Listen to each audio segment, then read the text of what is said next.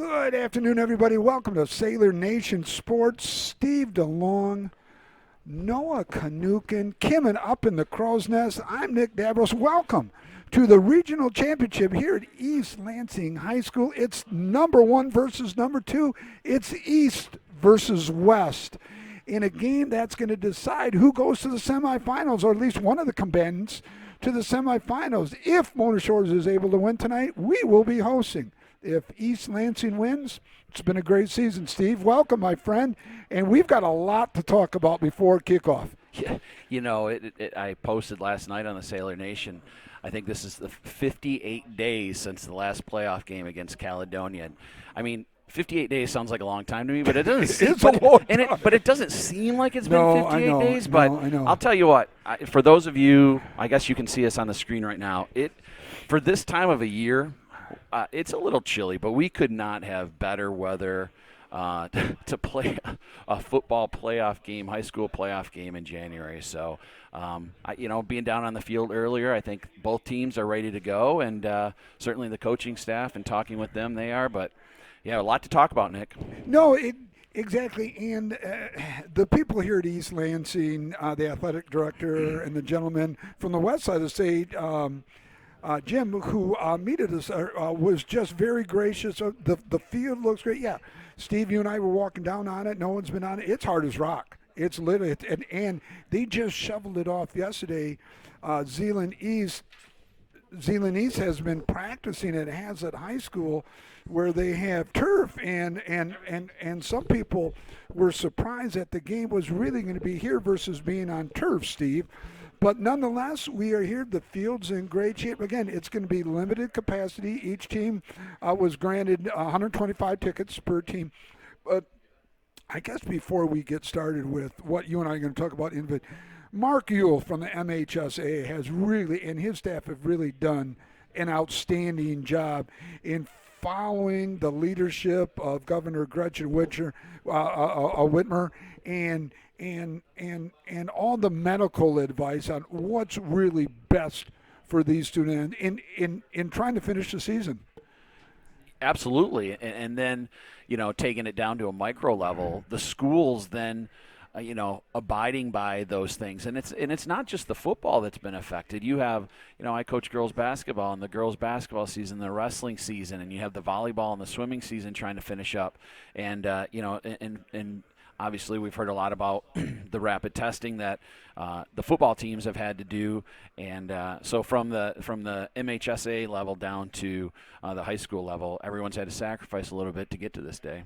Yeah, and, regarding rapid testing, 3 times a week, coaches, players, everybody, and God bless both of these communities for doing a great job, because no COVID issues here. There's other schools that had to opt out or chose to opt out because of the COVID situation. But congratulations to Coach Koziak, his staff, athletic director Todd Conrad, principal Jennifer Bussard, and the same with the East Lansing crew, Steve. Absolutely. It's ready to go. It's go time. I know driving over here today from Muskegon, man, I had butterflies in my stomach. The old football player in me, but just kind of feels like we're starting fresh again after this long break. But it's exciting, and just being around the staff and the kids today and the sunshine, we're ready to go. No, we're ready. And this is a trophy game, everybody. I'd say a trophy game. It's regional finals. First, this game, Mona Shores at East Lansing. The other game is Traverse City is down at North Farmington for the other regional contest. The winner of both of those two games will play in the semifinals. And we hope that we get away with it. I think we can. I think we're the better team. The problem is, though, turnovers and penalties, a couple things that have affected us in the last few games. And, Steve, why don't we get started then? It's been 58 days. We've got a lot to catch up. You've got some good stuff. I'm going to turn it over to you. I'll jump in every now and then, but let's get started, my friend. Well, just a lot of things have happened since, if you recall, the last game that we played was against Caledonia, and the game before that was Forest Hill Central.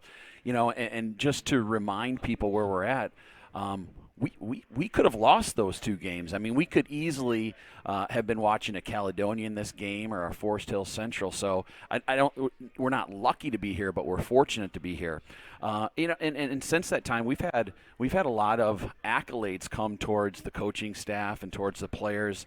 Obviously Brady Rose has been named Mr. Football. No one is surprised by that, and it doesn't shock anyone by that. He was also named Division I, Division II Player of the Year. But in addition to that, second team All-State, we have Carson Maryhu, we have Keandre Pierce. Honorable mention All-State was Mason Kloss.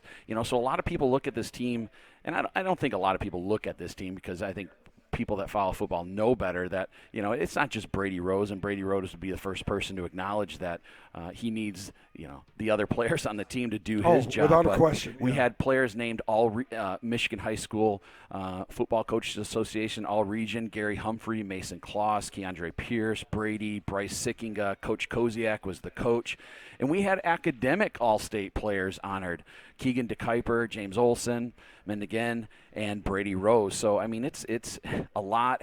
Awards have happened since then, and really deserving honors for those kids, and some that maybe don't get recognized maybe as much as they should. So that is fantastic news. So, well, not only that, but probably the biggest award I think that Coach Koziak's really proud of is Academic All-State. Every year that he's been here is a testament to not only Superintendent Bill O'Brien, but it trickles down to the superintendent, the principal of the high school, the coaching staff, as well as all the teachers. Congratulations to everybody, and that really is an honor. Brady Rose, yes, Player of the Year, without a question. It was a runaway. It was a runaway in the voting, but that now that he's got that award, boy, I tell you what, he's the key everybody's going to key on right now. And it's going to be tougher. Every week will get tougher. And this is going to be a tough week. East Lansing brings some kids who are going to Division I schools and big Power 5 schools as well, Steve. Yeah, they have quite a bit of talent. There's no doubt about it. For you that are, and most of you know right now you can see an audio feed until we go live, but it's kind of interesting. East Lansing has, not to change the subject, but East Lansing has, if you're a football fan, the Penn State Nittany Lion uniforms. They're, I think if you're a football purist, those are pretty sweet uniforms. They're absolutely great. But yeah, they have a receiver, Andrell Anthony, that committed to Michigan. He was a 3-star athlete. We have Ethan Boyd, who will be number 77 for East Lansing, 6'7", 285. He committed to Michigan State. They have a lot of talent to go around. And going into this game, quite honestly, there was a lot of talk about Andrell Anthony.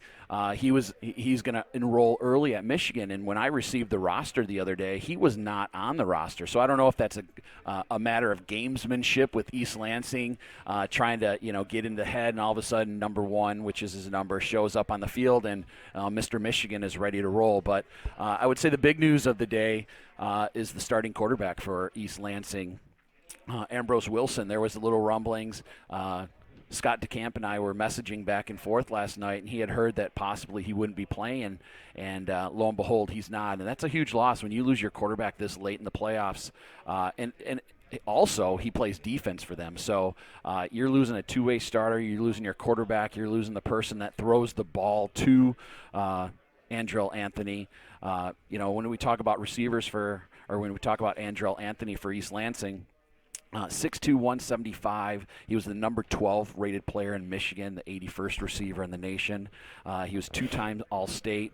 This year, he had a kind of a modest year for him, but that's because he was double covered a lot of the time. But he had 31 catches for 564 yards. Compared to last year, he had 54 catches for 954 yards and 9 touchdowns. So, just more awareness to him and double covering him and bracketing him. But there is talent galore on East Lansing, and I haven't even mentioned who I actually think is the key to the whole ball game. Their running back, Asher Gregory. Oh, amen. Absolutely, Steve. Another key that I'm looking at, being a D-line and O-line guy, is number 77, the big right tackle, 6'5", 288. pounds. I was talking to Dave Panici. He's really the old AD at Lansing Eastern. He's a big-time basketball player, too. And so he really wasn't committed to the weight room. Well, the last couple of years, he's got really good feet, he's got really good hands, and he's committed to the weight room, and he looks like a big-time, and he's going on a full-ride scholarship to Michigan State. So, with the change in quarterback, we may see more run than we, might see some passing. And I got to believe that, I'm looking at that right side of the line. Boy, that's the beef side of the line right there. And if I'm running the ball, I'm going to go behind big number 77 and say, look, you got to plow the way for me, son, because I got to get through here and get some. So it's going to be an exciting game. We've got athletes. Another kid that I was impressed with, and you and I were down on the field, was the punter, the all-state punter. 40, 45 yards, great hang time, spiral. This is a very athletic team, and Mona Shores is really going to have to play a good game. You mentioned the punter, Evan Sunderman. He's a junior all-state. And when you get this deep into the playoffs, that's when field position, that's when the special teams really come into play, and that can have if you can average 45 yards on a punt, that can really flip the field position, as we say. And so he could play a huge role in this game, and hopefully Mona Shores is able to take care of that. And hopefully we do see him punting a lot, to be honest with you. That means we're stopping him. But boy, he was booming them in. Oh, it was a joy. I mean, great hang time, which is going to really eliminate a lot of returns because it's going to give the offensive line a chance to get down, the gunners and stuff to get downfield and forego, especially like a kid like Brady Rose who scored multiple touchdowns via the punt return. And so it's going to be interesting. What's going to be interesting to see as well is, I think we've struggled a little bit with power run teams.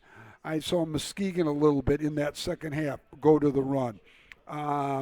We saw Caledonia go to the run, and we struggled a little bit, Steve, and I kind of put my foot in my mouth, in Caledonia when they marched it downfield, and we were lucky. And, I can swallow a little leather. I'm not that proud, but it is what it is. I think we struggle with teams that go north and south. I don't worry about teams that go east and west against us. Yeah. It's the north and south game that scares me just a little bit. Yeah, and just going back to what I said, I didn't even get to Asher Gregory, their running back, who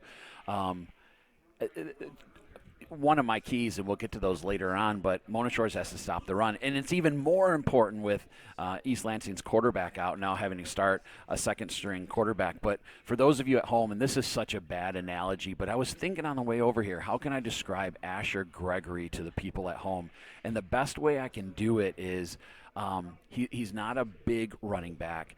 He's more of a, and I'm doing Barry Sanders not very good justice here, but he's more of a Barry Sanders type of kid. Like, he jumps in the hole, skips to his right, skips to his left, spins, goes. A lot of jump cuts. Yeah, but he is good. But on the flip side of that, here we are with a field that is in good shape for this time of year, but it's still January field, and so will he be able to do those types of things that we, at least that we have seen on film and what we're accustomed to seeing him do. But he has 765 yards on the year. He averages 6.8, so almost 7 yards a carry. And yeah, my guess is they're gonna hand him the ball, and they're gonna follow big Ethan Boyd, who's going to Michigan State, and see what happens. And it's going to be a matter of, can we stop that run?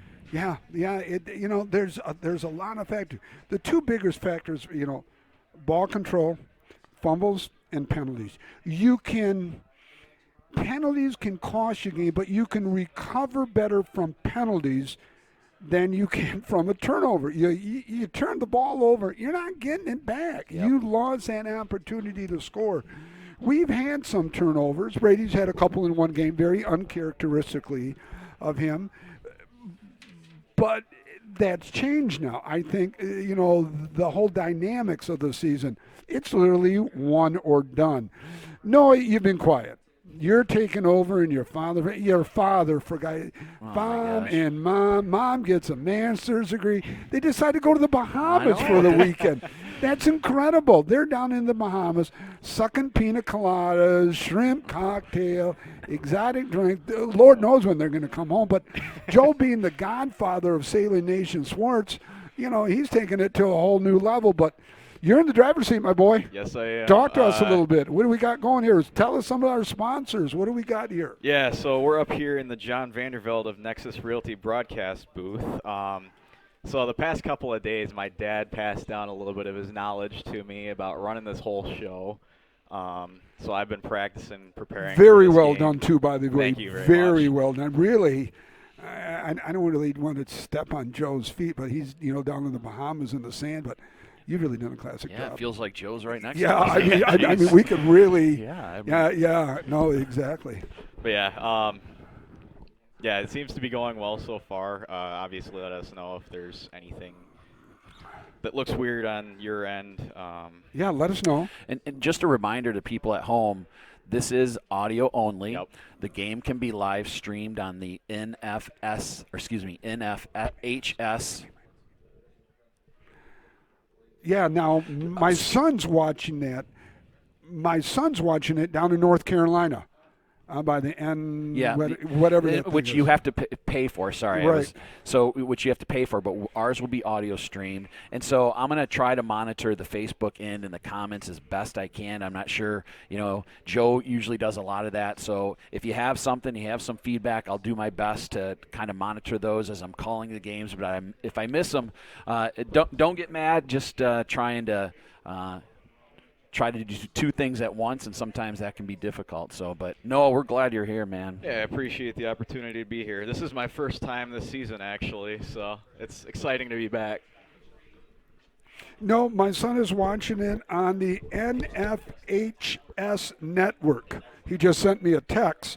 So Nicholas is going to be keeping us posted. Nicholas, let us know what we can do better. As always, son, I got to give my little granddaughter a little shout. Just give her a little hug and kiss from Papu here. So it's all good. But we're excited. We're getting ready. We are inside 10 minutes to kickoff, Steve. Yes. And, now might be a really good time to let's talk about your keys to the game. Sure. So, I've kind of alluded to a couple of these, but number one, and this would have been regardless of whether Ambrose Wilson was starting at quarterback today or not. I truly believe that Mona Shores had to force East Lansing to pass the ball. And so that's still a key in my mind. And number two for Mona Shores, I think they cannot be predictable on offense. I think that we have to throw our bubble screens. I think we have to run our veer. I think we have to run our jets. I think we have to keep East Lansing guessing. They're very, very aggressive defensively. And so I think that's important. For East Lansing, I said it from about halfway through the season, and it's going to remain a key for any team that plays against Mona Shores, and that is to contain Brady Rose. Brady, as everyone knows, he drives the bus, so to speak, and he has to be contained. But also, number two, from East Lansing's perspective, they have to be able to run the ball, and their main running threat is number 21, Asher Gregory, and he's dangerous. And so it'll be interesting to see how Mona Shores handles that. And quite honestly, a key for both of them, which will be interesting, and Nick, you and I were talking about this before the game, overall, who shakes off the rust the quickest? 58 days. Who's going to be sharpest right off the bat? Because if you're not sharp right off the bat, that could be your season right away. If you get a couple fumbles here, a score, you're behind a couple scores, that could really play a huge role in the game. So who shakes off the rust the quickest, I think, is the biggest thing there. No, I absolutely agree with you. I think the biggest thing, too, is who's going to get behind right away. And how are you going to be? It's been 58 days since you really got a quality stamp against a number one unit. And I think it's going to be huge, too. I think having Brady Rose being in this situation, he's almost like the calming figure out on it. He's been in the biggest games. Ford Field, he's been the man. Then the guys rally around him. The next thing is you look at the second string quarterback. That he's saying, we don't know very much about that young man, but we have a second string quarterback as well. If it happens, I think Mark Konecny can do the job as well too. He did the job last year for us. Yeah, he hasn't gotten all the reps that Brady has, which I understand. But backups are huge in this game, and they have to be ready at any time. Look at the situation right here. It's probably the biggest game East Lansing's been in years. You know, this is our third regional final in a row. So Right. going back to your point about Mark and Brady Roseby, we have a seasoned team. We have a team, Right. and those that are coming back that were at Ford Field last year, that they've experienced these big games. And so it's not just Brady. It's not just, I think we're pretty experienced overall. But I think the boys are ready. I'm really interested to see how this plays out.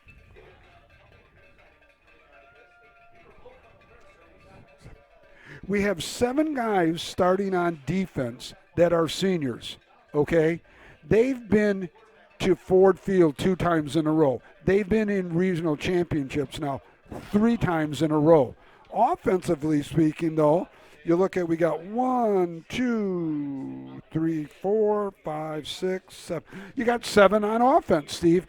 So it's a veteran group of guys that have been around the block, per se, and know what the expectation. It's not like, oh my God, we're here for the first time. Oh, how exciting, how great, we got here. Not good enough anymore. Yep. Not good enough. And really, anything less than a trip to Ford Field, kind of hate to say it, but it might be a letdown. Yeah, and we'll see. I guess we'll be talking about that after the game. Well, we'll take it quarter by quarter. We're waiting for the national anthem. A lot of social distancing here. Both teams getting 125 tickets to be allocated, obviously, to the players first and in administration, so on down the line. Kim, if you can get a shot over to the south there, the team lining up for the national anthem, practicing some social distancing as well. Everybody masked up. The restrooms will not be in use, probably because of the winter, so they'll be poured down. So no concession stands, no this, no that, no a lot of stuff. But what we do know, Stephen, and Sailor Nation Sports, we're going to be having a game. We are, and once again, going back to what we opened with, I'm not sure you could ask for a better day. Maybe a little bit warmer, but it's January.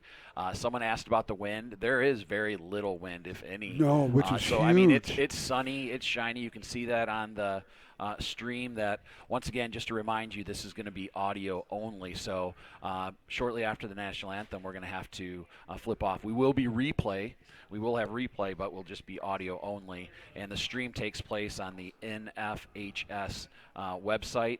And hopefully if you do it that way, hopefully you turn the volume down on that and you come and turn the volume up for us and watch the live stream with muted while you listen to us. So East Lansing coming on the field, taking a knee at their sideline right now. Sailors down at the south end zone. That will be their side over here. We're on the east side of the stadium, so we got the national anthem.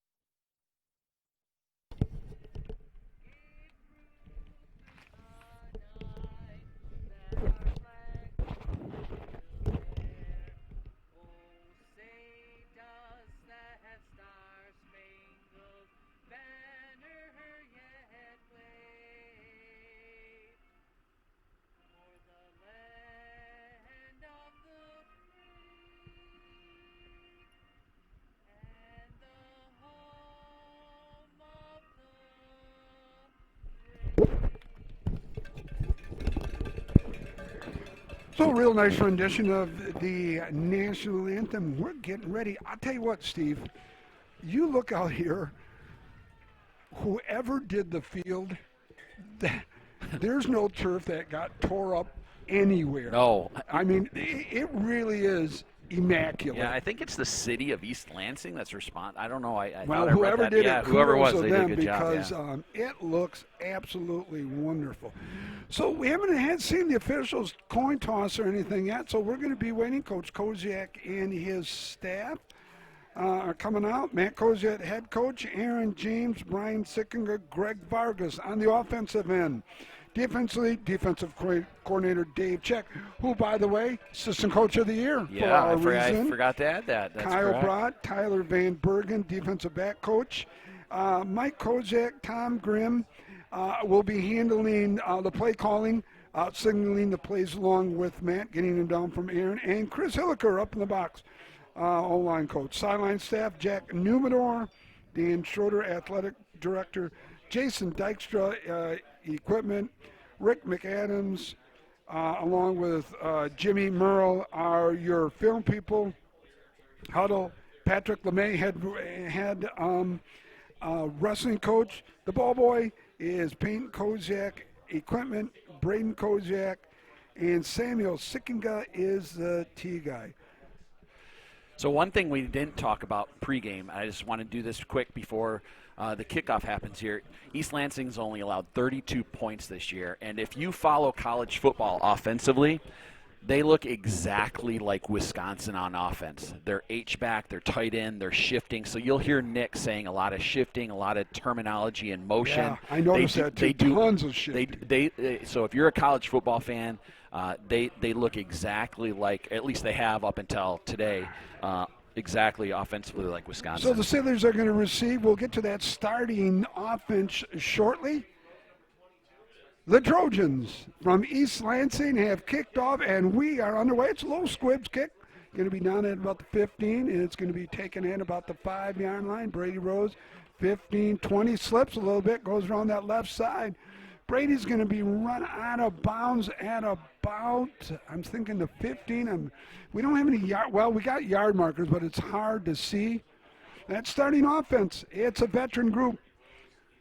Left tackle Luke Emmons, 6'3", 285 freshman. Kepper Millis, left guard, 6 feet 311. Your center Bryce Sickinga, 6 feet 300 pounds. Right guard the junior Braden Flanders, 6'1", 258. The right tackle Mason Kloss, 6 feet 285. Split ends Keandre Pierce, Gary Humphreys. The slots Kyrie Hamill, Elijah Farman. Quarterback Brady Rose. Your fullback the junior Elijah Johnson. 1st and 10 for the Sailors.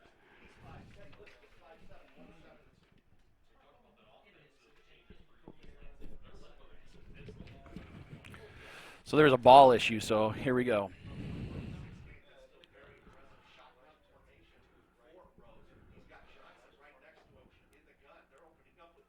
And Elijah Johnson on that left side. He's going to pick up about 3 yards on the carry. Tough little angle for us. We're not real high up here, so we're going to do the best to give you that information. So weird. I'm used to spotting during these games rather than commentating. No, I know it. Well, feel free to help us out anyways. I will try my best. Yeah, I can't believe your dad and mom are down in the Bahamas. This is incredible. This is an important possession for Mona Shores to get off to a good start. It almost looks like they're going with a 4-4 look up front here, Steve. Not much going on. Not much right there. You can see right away footing is going to be an issue in this game. There was Farnham had tried to make a cut and just it was like choppy steps trying to cut. So I think you're going to eventually see us going straight ahead, but it's whether we can go straight ahead or not. It's going to bring up a third and about 8, Steve. I'd expect the ball to be in Brady Rose's hands in some form or fashion. Here it is. Pass. Goes incomplete. It's going to bring up a 4th down intended for Farnham. But you're right. It is slip out. It's slick out there. The field hasn't had a chance to dry. It's been wet. Yep. And here we go. First special teams play of the game, and I truly believe special teams is going to be important. You have Andrell Anthony, the Michigan commit back for East Lansing here to receive the punt. Yeah, and this is what we were concerned about. He gets a lot of touch.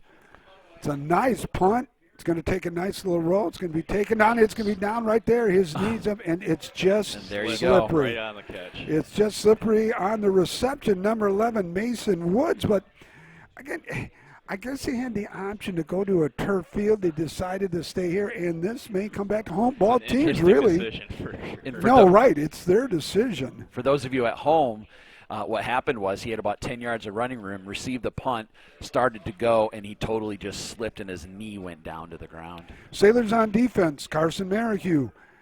DJ Cavanis at nose, Bryce Singa at the Ted or tackle, DN Larry White, linebackers, Johnson. Jeffrey Lenardowitz is your Mike linebacker. Rover is Gary Humphreys. The shift, double shift back. It's Brevin Double Jackson. one H-back now in motion to the right, number 9. Going to give it. It's going to be a little fake. It's going to be a little bootleg pass. Wide open, number 11 downfield. right there. That's going to be a touchdown on the first play of the game. Wow. On a little bootleg look, number 11 right there, Mason Woods. On a bootleg to the right. He Well, had nobody covering it. I think that answers the question about whether Brevin Jackson, their backup quarterback, can throw the ball. Yeah, he threw it quite. Yeah, that was a rope. So they faked to the left and he bootlegged to the right, and he was absolutely wide open. Yep. Yeah. It was a nice fake out of the double motion look, and then they go back to their base It set. was a great play call. To be Oh, honest. on the first play of the game. We'll give you a little look at that play real quick in the Lake Michigan Insurance instant replay here. You see, okay, video's freezing a little bit. You see him roll out right and throw downfield, wide open, number 11, all the way for the touchdown. Great call, great play, well executed. Going for the PAT attempt right here.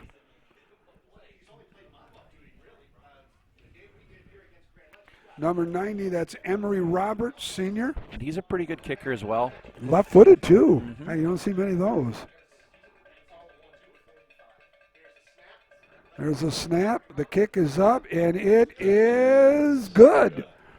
So one play, drive goes about 65 yards for a touchdown, my friend. Yeah, well, okay, here we go. Well, one of the keys you said is how are they going to come out after 58 days off?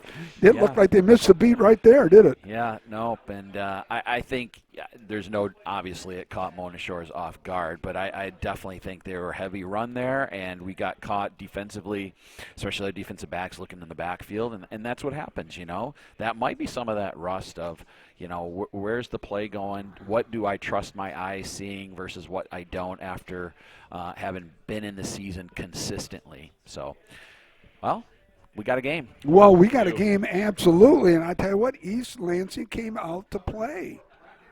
And I wonder if we're so concerned with the wide receiver that's going to Michigan that you tend to forget about other people. Because number 11 was wide open. Nobody even saw him. Nobody was in the same area code. Yeah, number 1's not even on the roster, Steve, that I got. I mean, if you were to ask the veteran coach Bill Farraco of East Lansing, if you could start the game 3 and out and then throw a touchdown pass on your first play, I'm pretty sure he'd take that. Yeah. What a start by East Lansing. Oh, absolutely. Start. Kickoff, getting ready here. Second kickoff here. It's a low squib. Going to be taken by Brady Rose. Brady runs across the 30, 35-yard line, down return. to about fumble. Sailors get it. Be 1st and 10, Mona Shores. Ball is going to be marked at about the 34-yard line. So 1st and 10, Mona Shores. All right, Steve, what do we do here, buddy? I think you go back to what you know, and I think that's running the veer. Yeah. I think it's got to be straight ahead. I think you got to experiment with that and see, we're big up front. They have the Michigan State commit, Ethan Boyd, but he's only on one side. So can we run away from him and be successful? Yep. Out of the pistol. 1st and 10, Mona Shores. Double slot look in motion. There's fullback trap. Up the middle. It's Johnson. Johnson's going to carry the ball. Johnson's Nice going to little pick run. up about 13 yards on the fullback. I love the fullback trap play number one in any game just because you're not ready for a watch a trap coming at you. You've got so much adrenaline going in your, I got to go across and I got to do this. Great call. All season long, that's been a successful play for us. Yep. So it's straight ahead. I like the call. I do too. Twins to the top, split to the bottom. Pistol formation. We got trips to the top. Brady Rose is going to get tackled in the Brady backfield Rose. right away. And right in the middle of it was Ethan Boyd, big Ethan Boyd, 6'7", 285, the 3-star, 22nd ranked player in the state of Michigan making the play initially. Wow. He is a big force, I'll tell you. Tight end to the top, so we got trips to the right, wing to trips to the left, wing right, offset, Johnson, Farnham in motion. Brady Rose is going to carry the ball. Brady Rose is going to get about 4 yards on a carry. It'll bring up a 3rd and about 8. Passing situation possibly here.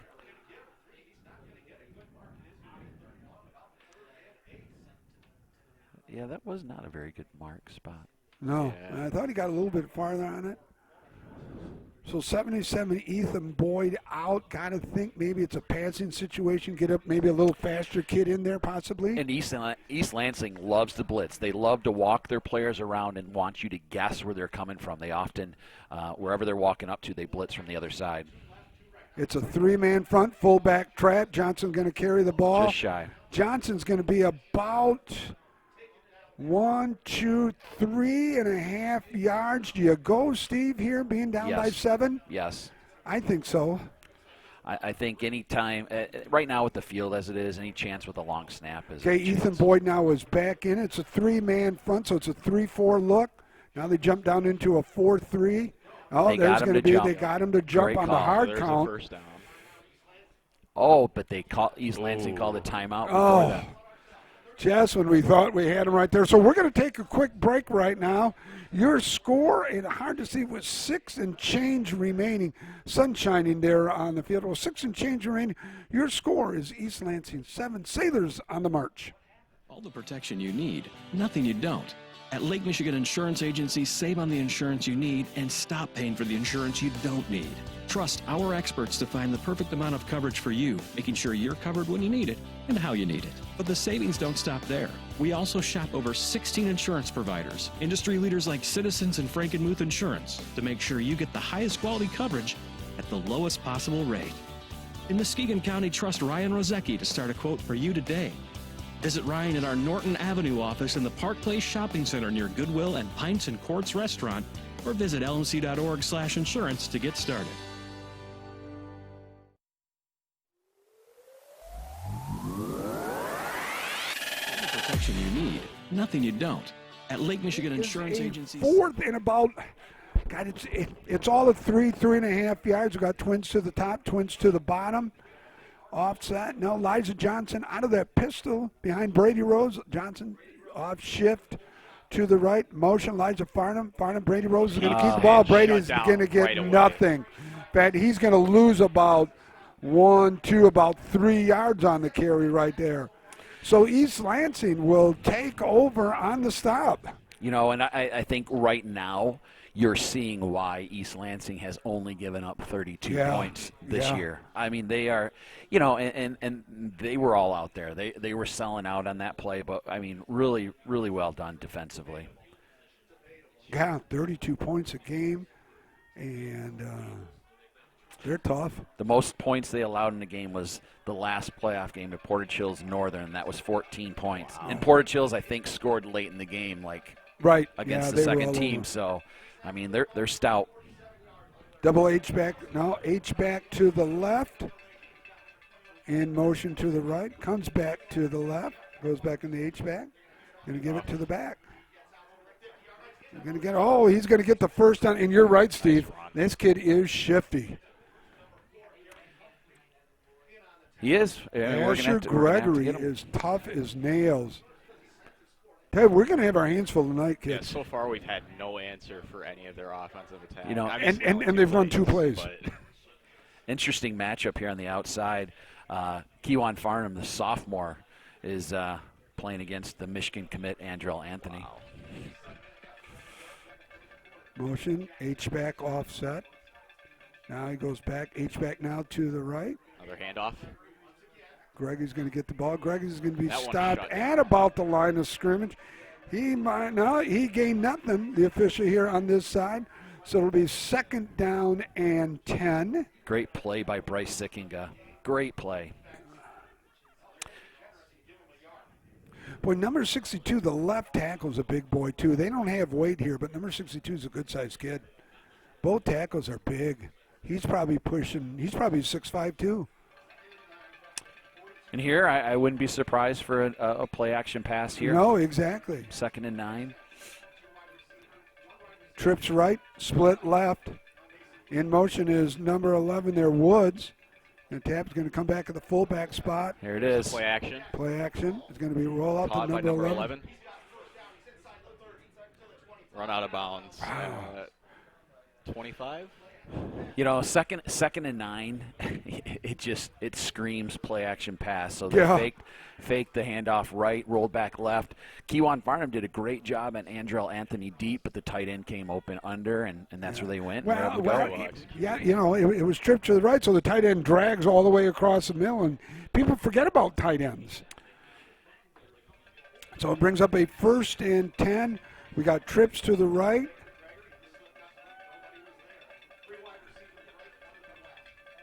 Split to the left. Going to give to the back. Gregory on boy. that side. Gregory. Little There's going to be run. a late flag. Probably come back with a hold possibly. Well, Gregory's a tough kid.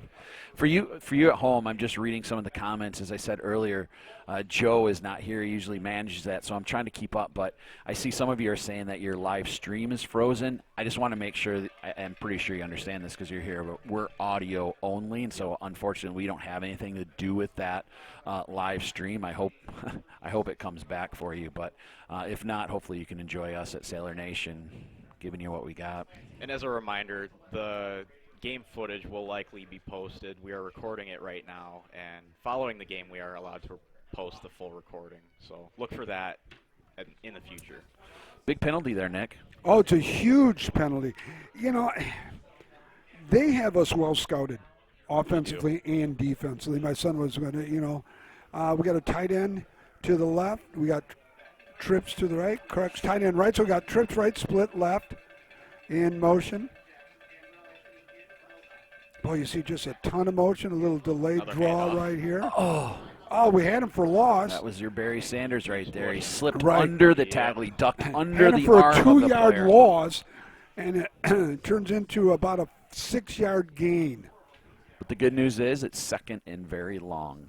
It's going to be 2nd and about 14. We'll make it 15.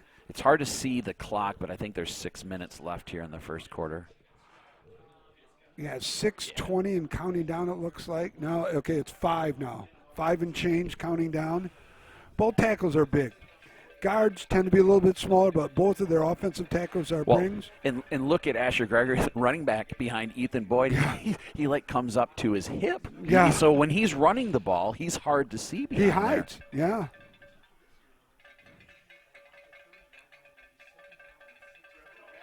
Twins to the top, twins to the bottom. Now we go trips to the left. Quarterback draw. Nope. Drops back to pass. Ooh. Oh, nearly Play by intercepted number right there. That was a. Who was that right there? Brady Was Rose. Yeah, that Brady had the last Rose. chance at it. I think it was Keandre maybe tipped it. It was Yeah. intended for Anthony, but I tell you what, Brevin Jackson has a pretty good arm. No, jeez. I tell you what, this kid is not shy about throwing the ball. No, Keandre had the tip, went right through Brady's home. That would have been a huge turnover. Nice stop, Noah. Yeah, you got to keep making defensive plays like that, especially against such a dangerous passing attack like East Lansing. Oh, exactly. It's going to bring up a 3rd and about 14 here.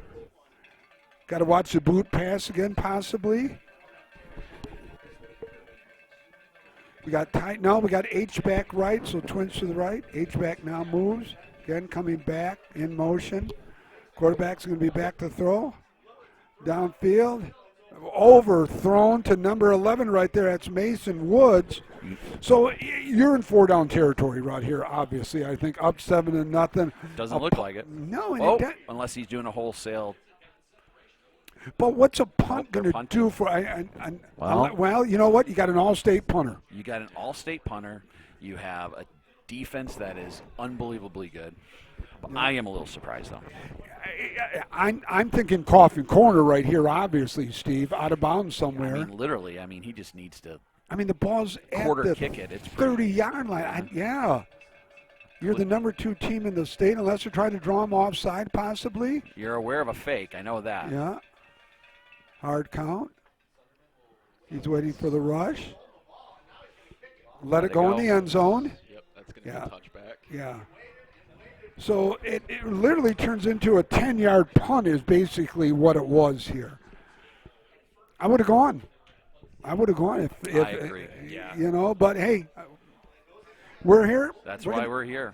We're going to take a quick break, or we're going to stay here? Let's stay here. Yeah. All right, we'll stay. So the Sailors on offense for the third time, 1st and 10.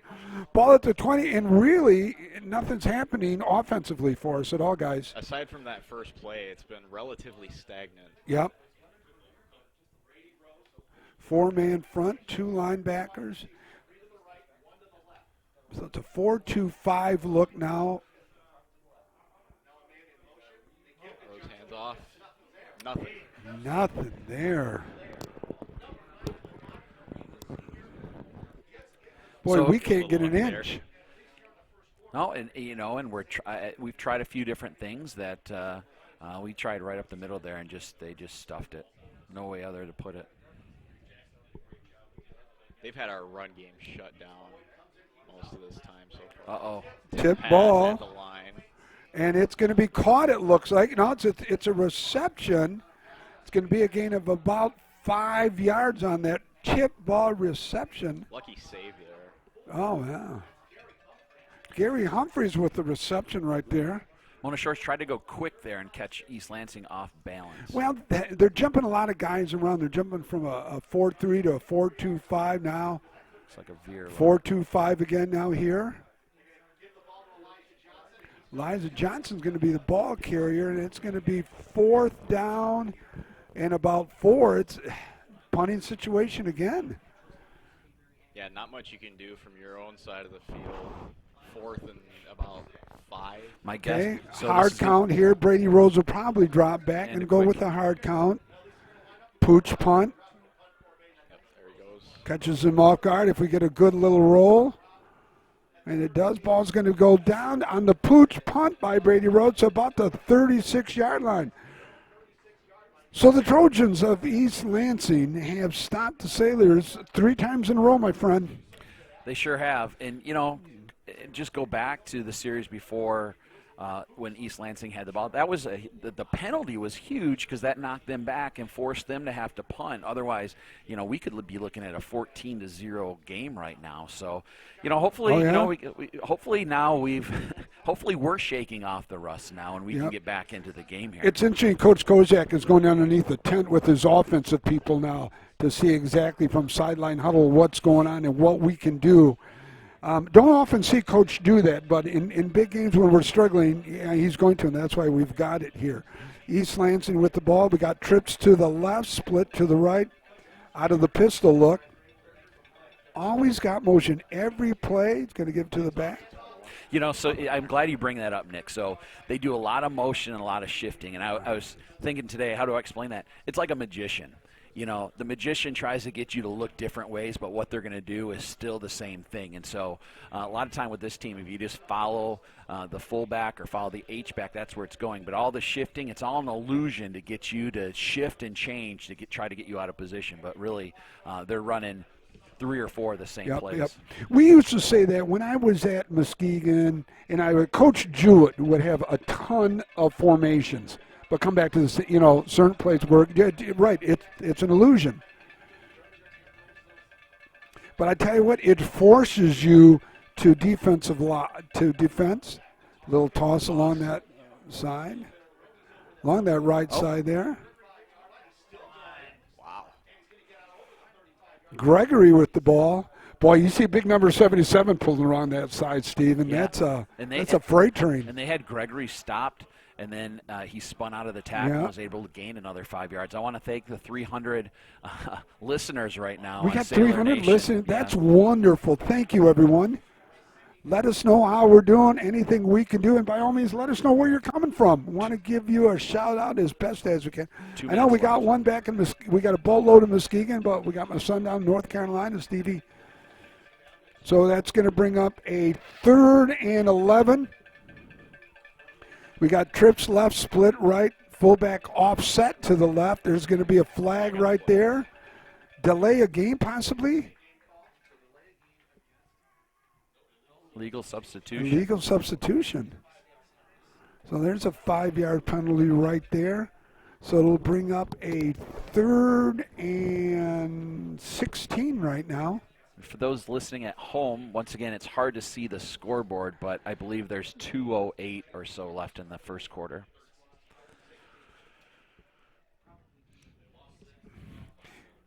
Yeah, it's unusual with the scoreboard at the north end, but it's at the north end, but it's an afternoon game, most of our games, so the sun is shining directly on it. Need to come up with an answer for offense. Are they bigger, more physical than we are up front? Are the conditions on the field creating a problem? We got trips left, split to the right. On the receipt. Quarterback's going to go around. He's going to carry the ball, and he's going to be tackled barely. Woo! Too much on that play. Poor tackling by the Sailors. It's going to bring up a 4th and about 6 for the Sailors. Ball's going to be marked at the 39-yard line. You see the Lake Michigan Insurance Incident replay there. Quarterback faced a little bit of pressure, decided to scramble, but not able to pick up that first down. Boy, you've got this all-state punter who's only a junior. Steve, we saw him in there. High spiral, 35, 40, 45 yards every single punt. Yeah, now we get to see what he does with the pass rush. Or with Yeah, a, with right, a punt exactly. rush, excuse me. Yep. I'll bet it's good, though. You think? 11 yards deep. So Sunderman's an all-state punter as a junior. And there's a nice one. This is returnable. Brady's going to let it go. He's going to take a little Sailor bounce forward. So the Sailors, other than that first side, the Sailors have been a little bit. Coach Check has taught to the guy they've been, but they haven't broken, thanks obviously to that penalty too. Yeah, I mean, right now we just have to get something going on offense. Coach Koziak has to. I don't think he has to dip into the playbook. He just has to. We need a first down. Just has to I find think we something. need a first down to get a little momentum, to get a little confidence that, hey, you know what, we can move the ball on it. We just haven't been able to do it. 4-man front here for the Trojans. 4-2-5 look. Johnson at fullback. Going to carry the ball. Johnson's going to tiptoe. He's going to get about 8 yards on the carry after slipping. Boy, the middle of the field right now there on the Sailor, it's starting to look a little choppy right there. There's been a lot of action right down there. Demir Farnham on the carry, actually. Was that Farnham on the carry? Yeah, Farnham's in there right now. Maybe a change of pace. Johnson's playing defense, so maybe get him a rest here. Twins to the top and bottom. Motion. Fullback trap. See that. Trying to cut's going to be tough. It's going to be 3rd and about 1, maybe a half yard to go for the Sailors. Need a first down. We haven't had a first down yet. Oh, we've come to the end of the first quarter. Your score here, it's a trophy game. Regional championship at stake. The Trojans of East Lansing are up 7-0. Looking to buy or sell? Look no further than our broadcast booth sponsor, John Vandervelde at Nexus Realty. Give him a call at 231-759-3634 or go see him at 880 West Broadway Avenue in Muskegon. Nexus Realty, team-based real estate professionals.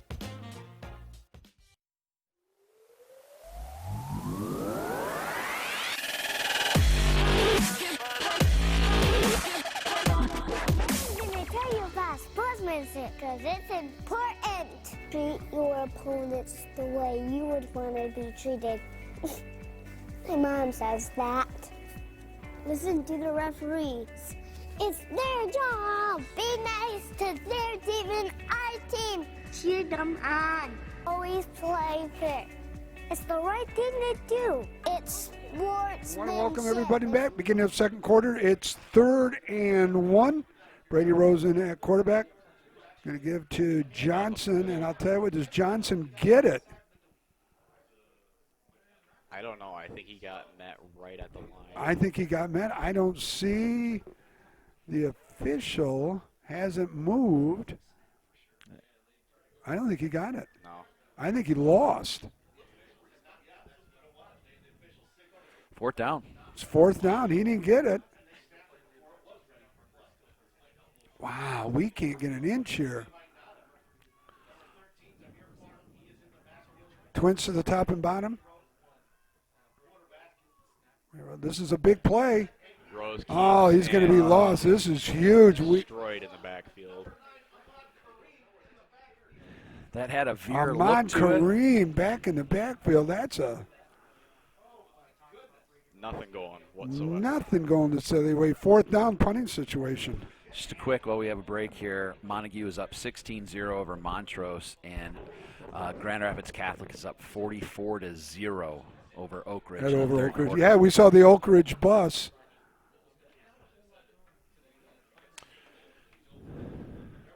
Punt, Rose. Anthony back. Slips a little bit. Just going to let it go. Yep. Mandrell Anthony was back, but I think the footing down there really prohibits a lot of things to happen, Steve, which is good for us right now because It is. we are doing nothing on offense. I always liked as an offensive coordinator when the footing was bad. This is going to sound counterintuitive, but the throw, because your receivers know where they're going, so You're right. a little move can get the defensive back to Right. slip. So, I just like that first play of the game by East Lansing when they scored, they ran a little in route and out route, and we were nowhere to be found. No, we Well, really won't. Our defense is it's obvious our defense is going to have to play a really good game because offensively we're just struggling right now. No, and other than that one play, Steve, they've done a good job. Yes, One for sure. play. One play is we got Twins to the top, Twins to the bottom, motion to the right, turns into 1-to-1. trips right. Gonna just a little pass out there to the back. Boy, is he just a scamper. Boy, I'll tell you what, you watch Asher Gregory run. It's poetry out there to watching that young man go.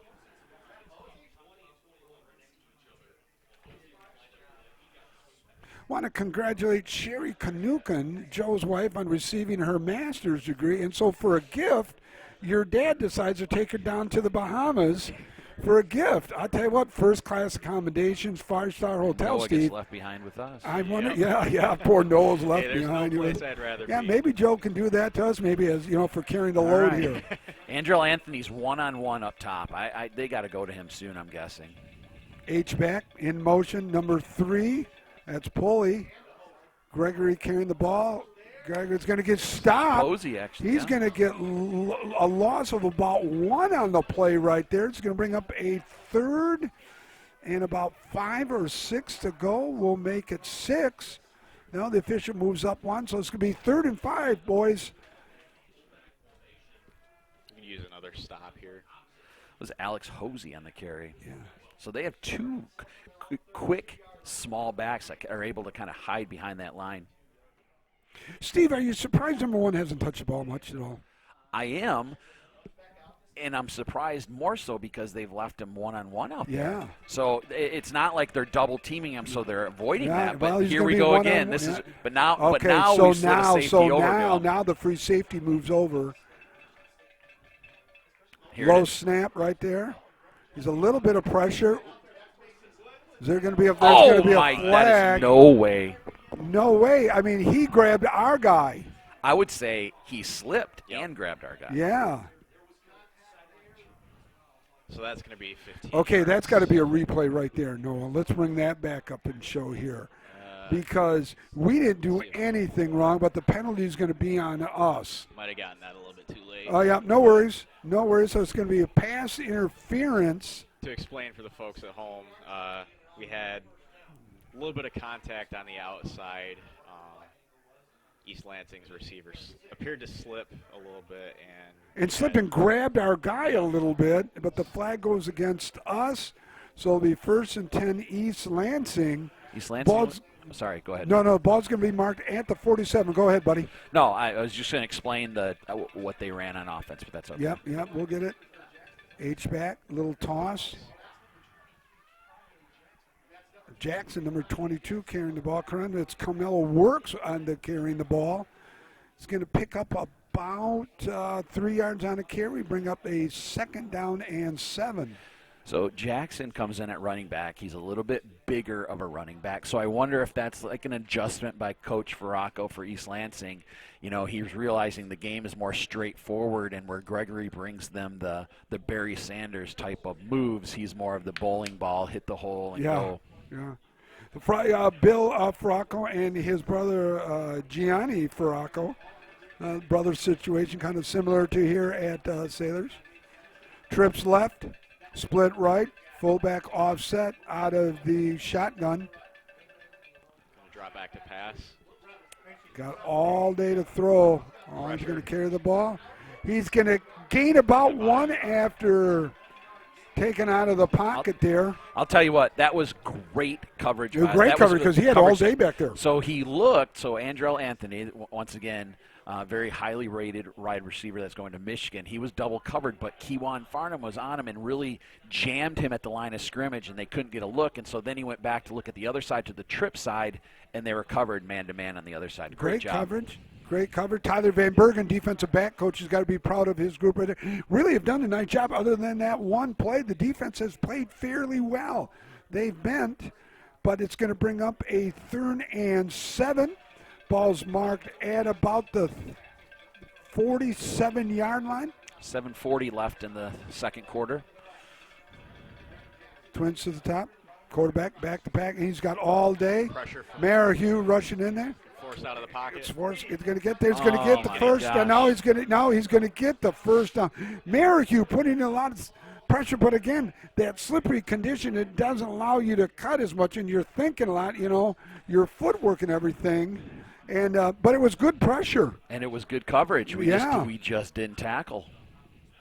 So it's going to be a first down ball. It's going to be marked at about the 39-yard line. We're on the far hatch here, over on the visitor side. Nice crowd by both teams. Again, both teams limited to 125. Both schools limited to 125 spectators. Trips left, split to the right. This looks like a pass. Yeah. If you look at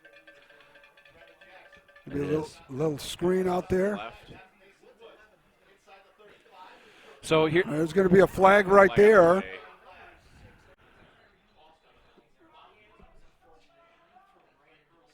So here's what East Lansing's doing. Here's East Lansing's adjustment. So Mona Shores is doubling on Andrell Anthony, and they're going trips or three receivers to the other side, which puts them in a man-to-man coverage.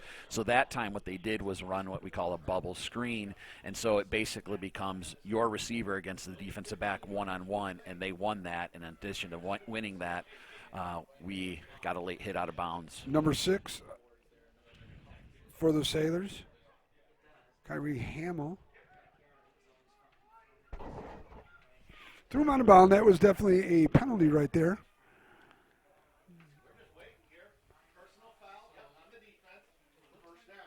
Personal foul on the Sailors. Boy, we certainly didn't need that. Got about, was that, Steve, about 6 and change counting down here? Looks like. So it'll be. All right, 1st and 10 for the Trojan. Ball's marked at the 19-yard. We'll make it the 18-yard line. Number 1 versus number 2, East versus West. Tight end to the right. Watch the pass up top to Anthony. Nope. Jeez, ball comes loose. I think he's down by contact, though. Well, I didn't hear a whistle. I didn't see a spit. No, they're saying down by contact right there. Let's look at the replay there. Ooh, that's close. It was close.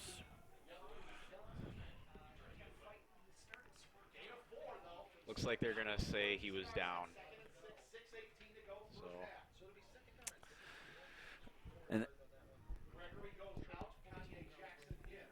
Jackson and Gregory out. Great look on that last play, by the way, Kimmin. Trips to the right. Split left. Little toss along that side. Nice job. Who's that right? Is that Brady Rose coming in there? No, that's number 20. Johnson, Elijah Johnson coming out there out of his will linebacker spot, going to the short side of the field, Steve. Yes, they were, and I got caught also looking in the backfield. They every chance they get to take a shot at Brady Rose as at defensive back, they are, and they went out of their way. In fact, I would almost say it was kind of a cheap shot there. Okay. Trophy game, regional finals here, East Lansing High School, East Lansing, Michigan. Sailors down 7-0. Again, we are audio only. We wish we could be giving it to you because Kimmin, the best in the business, does an incredible job. So we do apologize for that, but schools have rights. So we got a wide receiver to the right, twins to the left, fullback offset to the right, trading over now. Tight end to the right here now. H-back coming here in motion. Quarterback back to pass. Going to be getting pressured. Do we keep it? Incomplete.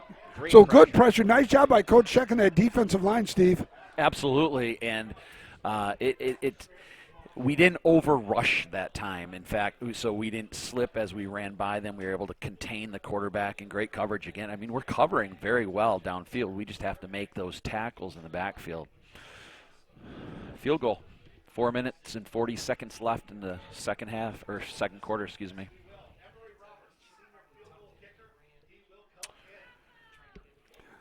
All right. Boy, I tell you.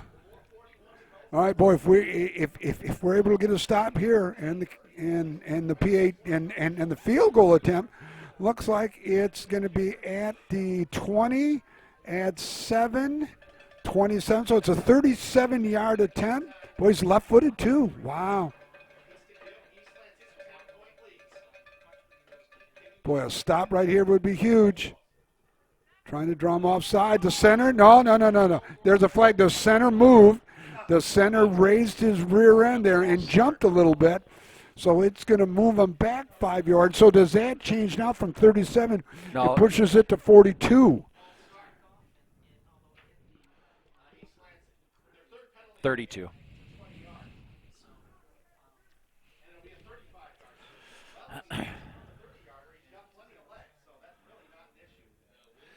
Yeah, the center definitely was trying to draw offside and gave a little movement. So does that change? Do you now try the field goal and maybe try and draw him offside there to get that 5 back? He is a good field goal kicker. No, he's good. I don't know. I mean, the conditions are good. I 10-0 sounds like a big deficit. Well, it is the way we're playing on offense. It's a huge deficit.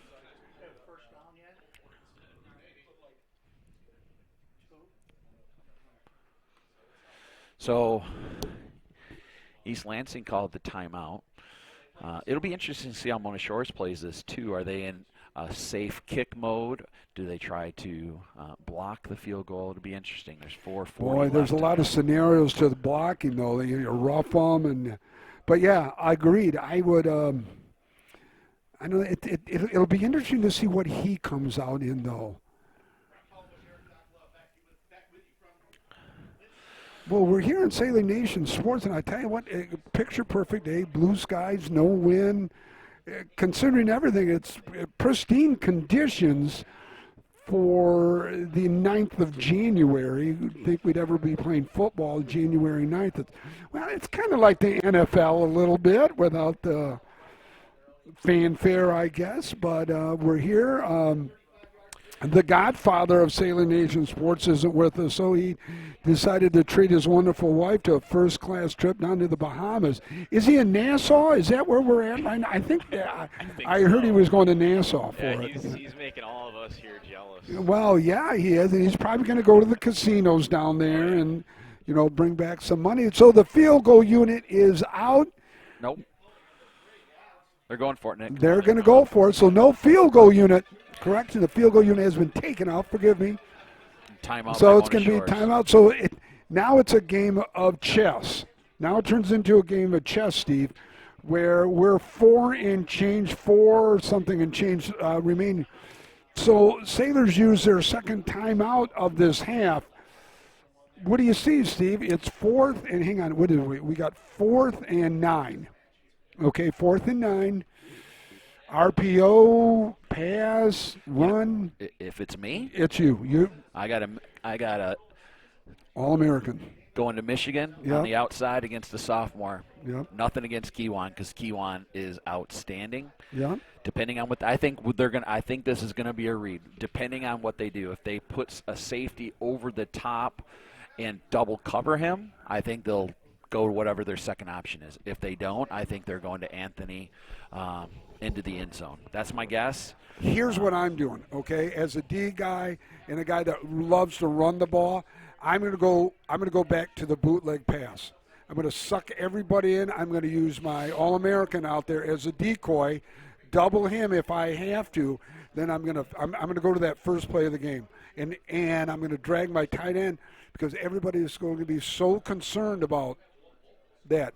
I only need I don't have to drag them a long way. And the tight end's been wide open. Wide a couple open times. and pass. So we're going to see, O versus D right here. A stop is huge. A stop is absolutely huge. Yeah, if we can keep this at a one-score game. So we have Anthony out here, so they are putting a safety over the top of him too, so he's double covered. Roller's going going to out roll out. Sees a tight end dragging. He's going to throw out. Incomplete. Incomplete. Great job right there. Tight end did drag across, but covered by the linebacker on that time. So the Sailors get a stop, and a much-needed stop, Steve. Absolutely. Great coverage. I think, we doubled covered. Then Anthony, as they were rolling to him, the tight ends were dragging and coming across, and we covered that. It was a great job. Now we just got to do something offensively. And I do feel bad for the yard marker, man, because he just got taken out by Anthony down there on the sideline.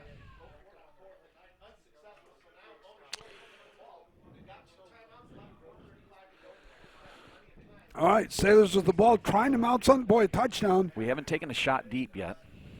We haven't had time to take a shot deep either, but, yeah, just the speed alone.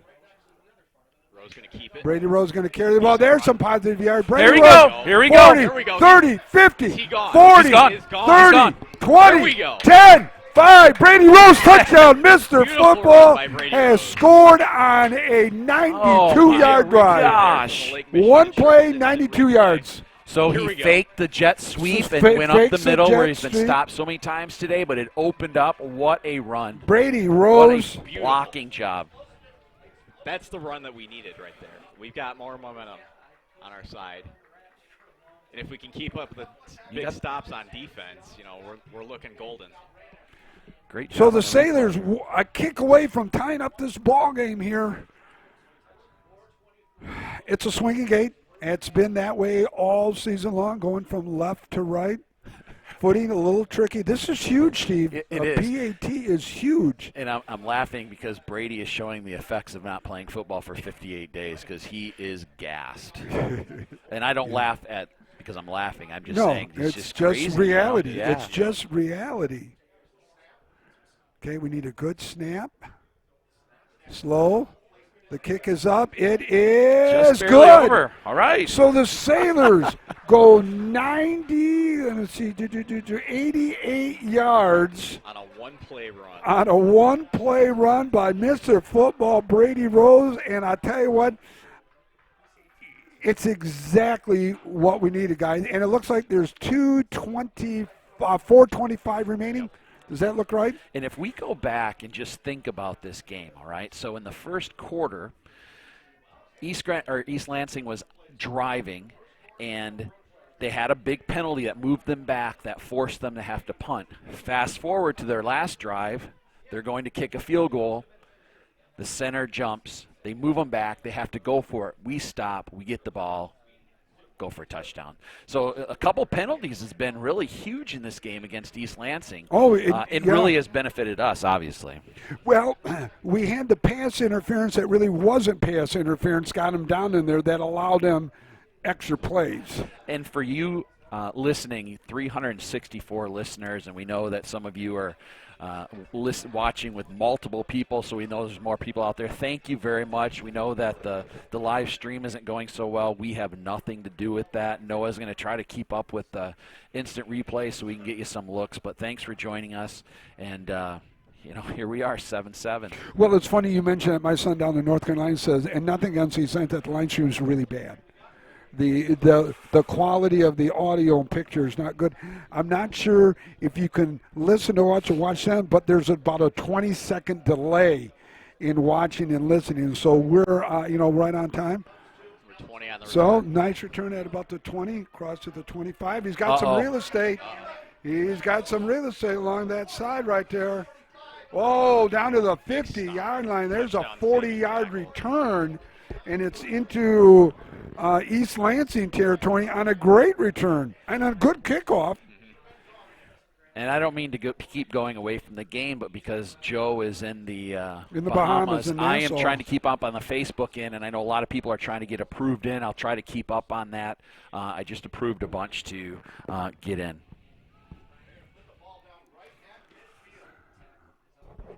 So do you think your dad down in Bahamas is like swimming up to like a poolside bar, watching the game and everything? I think so. I would think that's what Joe would do. Yep. All right, 1st and 10. Right on the 50. Right on the 50-yard line. Sailors, 4-2-5 look. Trips right, split left. H-back in motion. Comes back to the normal spot. It's going to give to the fullback, number 21. Nothing going. Nothing Nice going job. in. He's going to lose about 5. Kyrie Now- Hamill. Kyrie Hamill. Now you're going to see a little momentum switch on the defense as well. Or is that Larry We're- White? Sorry, that was Larry White. Yeah. Was that Carson Merrihew? Larry White, my fault. Okay, Larry White, DN, the senior, 6 feet, 230 pounds. Yeah, now you got a little confidence. You have tied the score up. Kickoff coverage was terrible, but your defense is going to rally because they've been bending. Other than that one play, defense has literally kept us in the game. Lost about 4 or 5 yards on that play. Ethan Boyd is just a monster out there. You watch him walk up to the line of scrimmage. Drop back. Trojans back to pass. Pressure. A little pressure. Number 11. So East Gain Lansing. of about 9 yards on the carry. Hang on a minute, buddy. Reception number 11 there, Mason Woods. Mason Woods is the go-to guy. Yeah, and so what they did on that play was they just took their wide receivers on the outside and just crossed them at 5 yards, and Kyrie Hamill slipped and fell as he was staying with the receiver, and that's what allowed him to get that reception. But Well, you mentioned that. Easier for receivers to cut than it is for DP because they know where they're going. absolutely. That's a great point.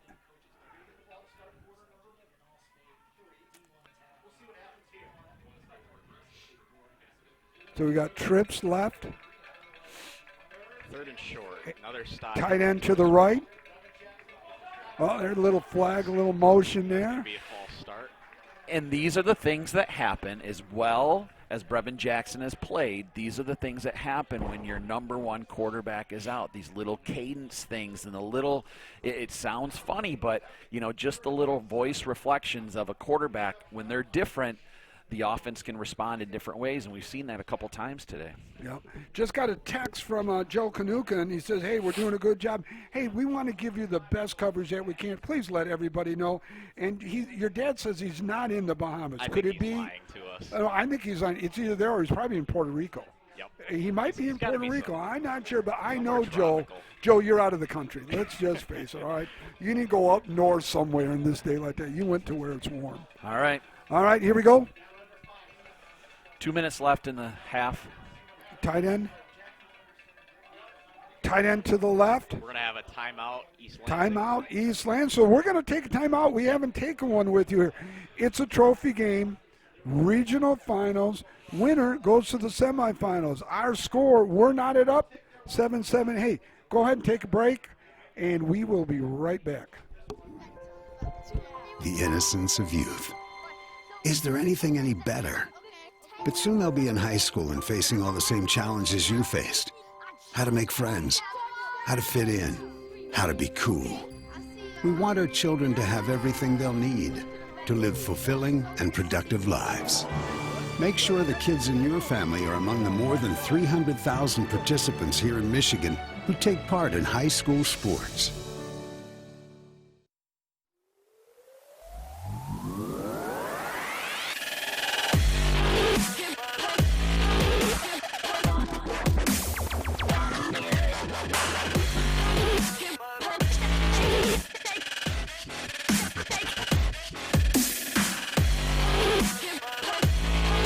Everyone back to East Lansing High School, Jeff Smith Field at the Lynn C. Adams Stadium. Trophy game here. Regional finals were knotted up 7-7, Twins to the top. Tight end to the right here. Quarterback underneath center. See, when he go, okay, there's a little. Uh-oh. Complete. He's going to have the first down. First down and some extra. When number 11 right there, Mason Wood goes in motion, he's going forward, though, before the snap a lot of time. Now, minimal point, but I'm just saying the motion is creating some problems for him, Stephen. It is, but the problem on that play is that no one was covering number 11 in the flat. And so we had a blitz up the middle, and if they had run the ball, we would have definitely have stopped him, but they play action passed, and he was wide open. It's now trying to check to see the time right now. I can't see it at all right now. 1:30. 1:38 counting down. Twins trips right, split left, fullback offset to the left. Drop back to pass. Back. Anthony, here it is. There's the flag. That's going to be offensive pass interference. Well, we're going to see. It is. So Anthony, they left him one-on-one. Yeah. And they threw a pass to the offensive outside, and Anthony literally threw him down. Yep. Pass interference offense. Anthony came down with the ball, huge. but threw him down. Yeah. Big break there. Huge break. Boy, he does a lot of trash talking out there, too, because he was joeing out there a couple times. I saw him. Yeah, for those of you joining us late, we're talking about Andrell Anthony, who top 500 player in the nation, number 12 in Michigan, or in the state of Michigan. He committed to the University of Michigan, and, just to stay on that path, they have an offensive lineman that's committed to Michigan State. This is a really talented East Lansing team, no doubt about it. Huge penalty. Huge penalty. 1:20 left in the half.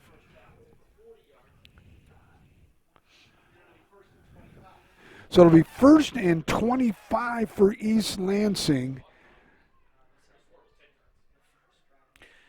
Just looking at some of my game notes, this year East Lansing has outscored their opponents 274-32. Wow. And they opened up with River Rouge this year and shut River Rouge out. Who is the defending state champion? The defending three T3. state champions. I mean, they are not a slouch. This is a well-groomed team, well-coached team with a lot of good athletes. So those joining us for this broadcast, this is not a surprise. I mean, East Lansing is a very good football team and a very well-coached football team. Their coach is in the Michigan High School Football Coaches Association Hall of Fame. Actually, a little interesting fact, Bill Farraco, their head coach, actually played on the 1966 and 65 and 66 national championships for Duffy Doherty at Michigan State. Along with Al Fracassa. Al Fracassa, the curl wheel. Deep down the middle, wide open to number 12. Oh, my goodness, did we get lucky right there. Wide open, like number 12 right there, Evan Boyd. We caught a break. So they had two receivers out wide. One ran a slant or a post, and the other ran a flag, and the defensive backs got confused, and the post was wide open in the middle of the field, and he just overthrew him by just a touch. Brings up a second down. Ball's marked at the 45-yard line. 2nd and 25. 384 listeners right now. I want to thank everybody. Absolutely, thank you so much. Let us know where you're calling from. or watching from, so we can go trips right, split left. We're going on an empty backfield right now. Twins to the left, trips to the right.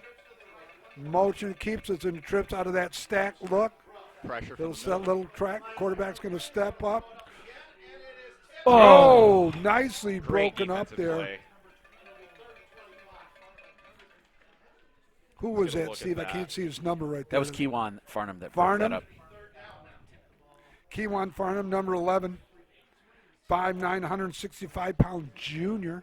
So here's an adjustment that Coach Check has gone to on. They are blitzing, but he's designated, it looks like, 2 of their defensive linemen to what we call soft rush to try to prevent the quarterback from scrambling. So they're not aggressively going in. They're going at about, after the snap of the ball, half speed and kind of waiting for that quarterback to scramble so they don't over-pursue. It's really been very effective. Very effective, and for 2 reasons. Number one, not sure what's going to, but the footing on the field, too, I think plays right, and that's a good pickup. Trips right, split left, fullback offset to the right, quarterback back to pass. Screen. Short little Little pass screen. from number 21. Wrap up. Well covered, got to get a wrap, Gosh. Come on now. He he's not had a gonna get loss of 2 and gains about 5, gains about 10 with the inability to wrap up, and that's number 21 right there, Asher Gregory. 4th and about, we'll make it 16. Too far for a field goal. Minute 4 left. You have to get a huge chunk of yards. Once again, I mean, I fully expect a deep pass of some sort to somewhere on this one.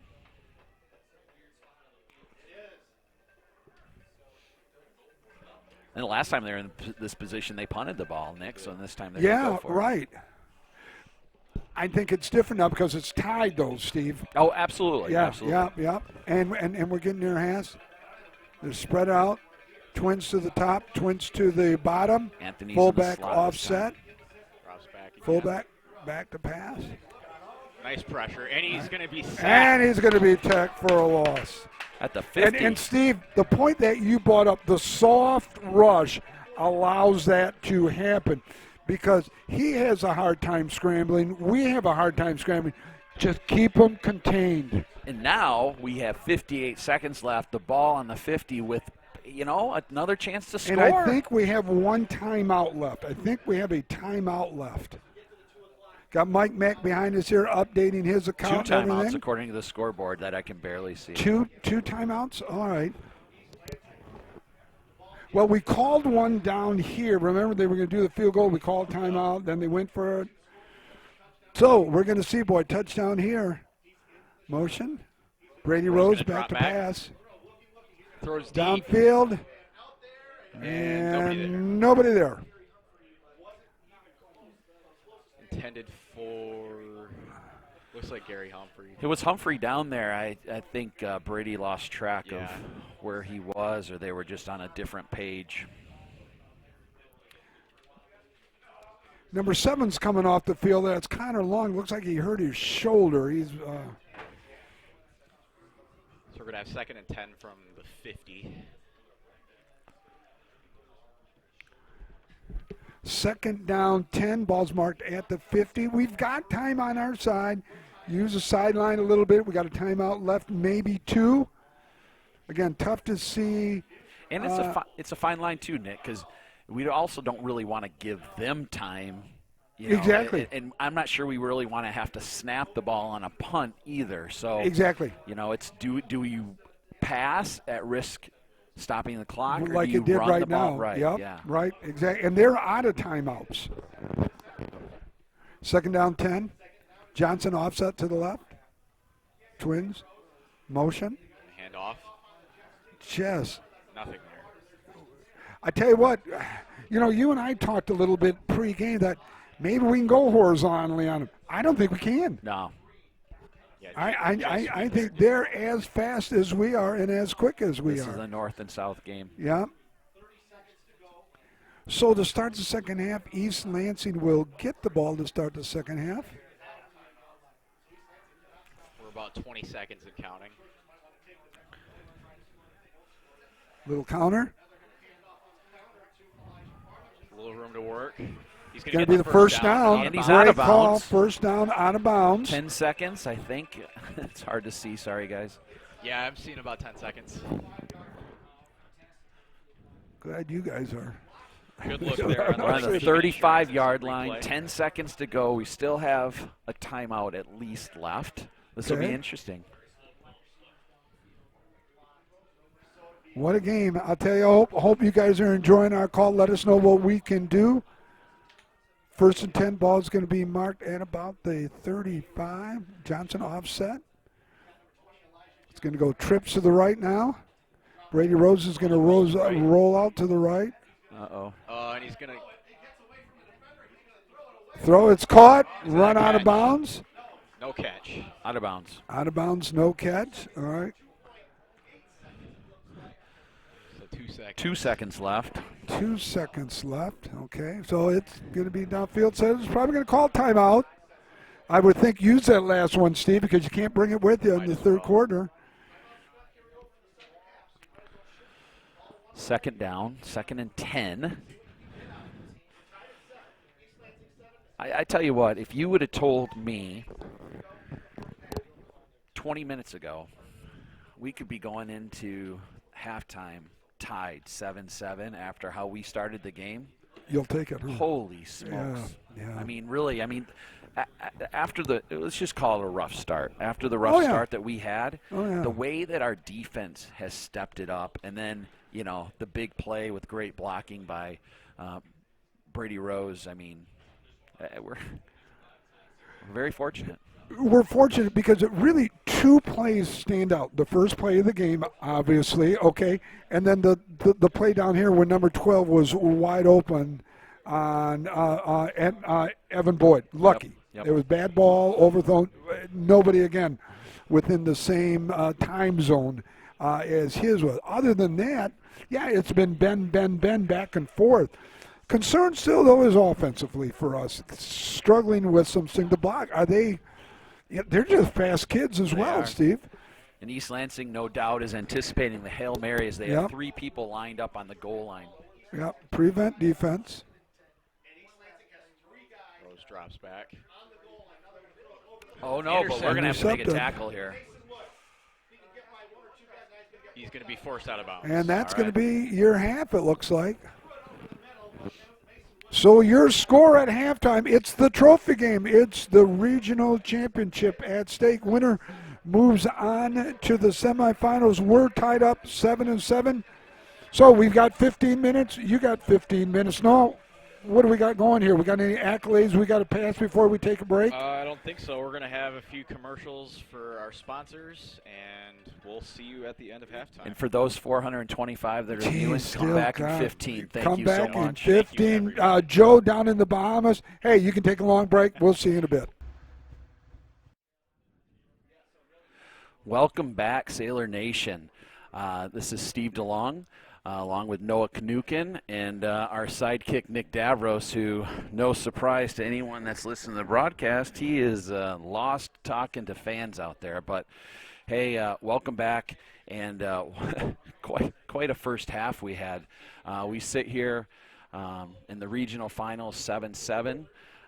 Just really an interesting first half. East Lansing came out and was really dominating early, and Mona Shores could get nothing going offensively, and finally until Brady Rose was able to, late in the second quarter, break an 82-yard run for a touchdown. Couple first half stats for you. Brady Rose was 2 of 6 for 7 yards passing. He had 112 yards rushing and that 82-yard touchdown. Mona Shores had 133 total yards for East Lansing, and we're limited on the statistics because we don't have any stat guys, so this is the best I could do. East Lansing's quarterback Brevin Jackson was 7 of 12, and they had 163 total yards. We're getting ready here for the second half kickoff. Mona Shores is kicking off, Keegan DeKuyper, and East Lansing is set to return. Nick, take it away. Well, yeah, not only that, but, I was so concerned from, after we scored the kickoff and they got it all the way down to the 50. Apologize for being late. I was talking to some of the coaches, and I wanted to share some stuff that I think they think we need to do offensively. We'll get to that in a little bit. But overall, they're pleased, talking to the defensive coach, pleased with what we're doing, Steve. Just got to shore up some secondary coverage things here. But overall, no panic by any of the coaches' staff. It's just things we've got to shore up. And if we do that, we're going to be okay. 1st and 10 as we begin the third quarter here on an absolutely picture-perfect day.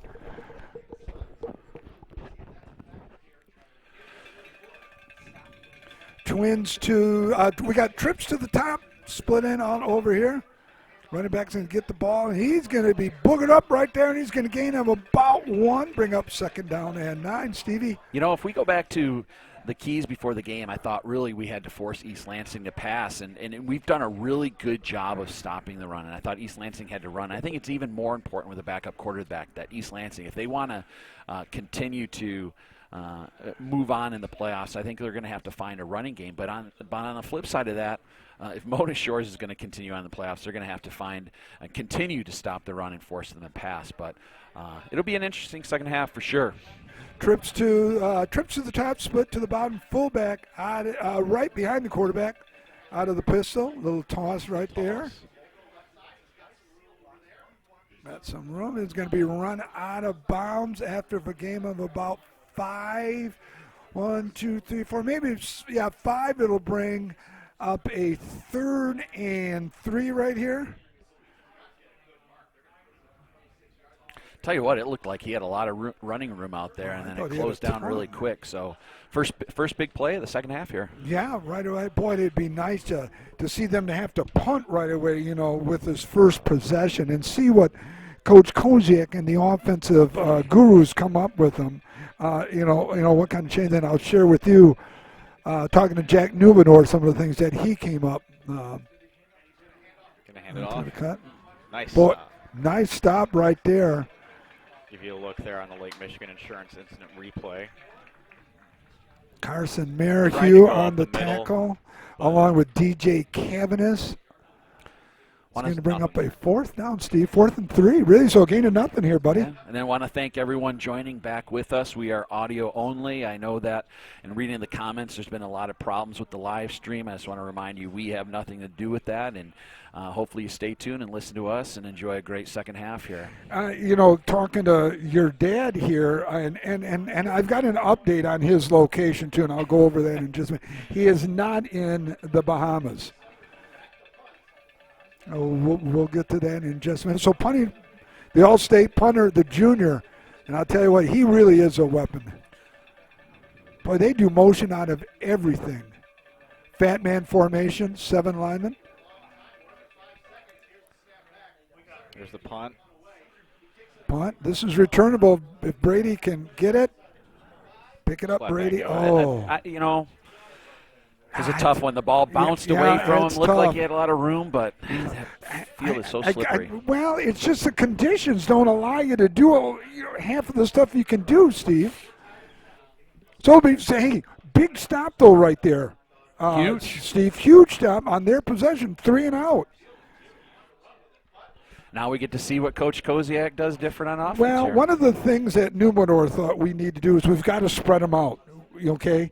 We've got to spread them out. They're blitzing. When we go in motion one way, right. They blitz that way. Correct. So we got to change it up a little bit. And hand it off. And there you go with that adjustment, Nick. Yeah, right there. They ran Motion opposite right, of where the track emotion left. went. Yep, it was motion to the right, trap to the left.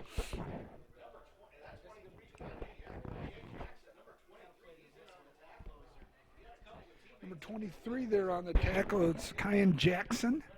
Speaking about Jackson, what about Tyree Jackson signing with Philly? How awesome. Is that that's wonderful? That's just great. For those of you that didn't hear, Tyree signed a contract. Tight end Moving for to tight Philadelphia. end, yep. 6'8", 240. That's going to be a great scary Here we go. guy. Oh, that's just going to be incredible. I'm so happy for him, Philly, and his parents. Here we go. Rose keeps it. Yeah, Brady's going to keep it, and he's going to – looks like he's going to lose about a yard or two. It's going to bring up a 3rd. So they faked the jet sweep, and Brady took it up the middle, which is the play we scored a touchdown on. But besides that one touchdown play, we've really had no luck with that fake jet sweep. No, the fake check had nothing. The fullback trap in the first quarter that Elijah ran went well, Steve. Base formation. You might see that right here, Nick. Pistol. Beto. Well, Oh, that's backwards. It's going to be out of bounds. Oh, boy. So Brady's struggling throwing the ball tonight a little bit. Not sure if the ball is really slippery. Yeah, obviously it's slippery, but how wet is it? Because the conditions are sloppy. They were trying to swing pass, and the pass was thrown just slightly backwards, so we had to chase the ball and try to recover it, but it ended up going out of bounds. So we lost yards on that. Yep, Sailors in punt formation. Brady Rose with a quick punt. Should get a good roll. Going to return it. Anthony. Nice stiff arm Nice there. stiff arm right there. Run out of bounds. Oh, we have a flag on the Late play. flag right here. Maybe a block in the back. It's way behind the play. Yeah, way behind the play. And there was some join. Number 6, Lionel Martinez, was doing some talking. He's had a lot to say today, actually. Yes, he is. Oh, Right. huge penalty right there. It's lucky for us.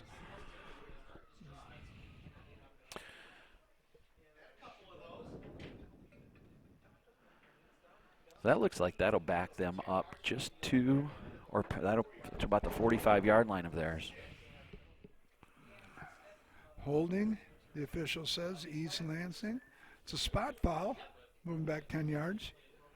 So it'll be 1st and 10, East Lansing. I want to welcome everyone back. Third quarter of action here at East Lansing High School. We are at the Jeff Smith Field, the Lynn C. Adams Stadium here on the beautiful campus, really a beautiful campus. Very similar to Mona Shores, you know, a residential setting here. So this is the second possession now for the Trojans of East Lansing, the number 2 ranked team in the state of Michigan in Division II. It's 1 versus 2. It's East versus West.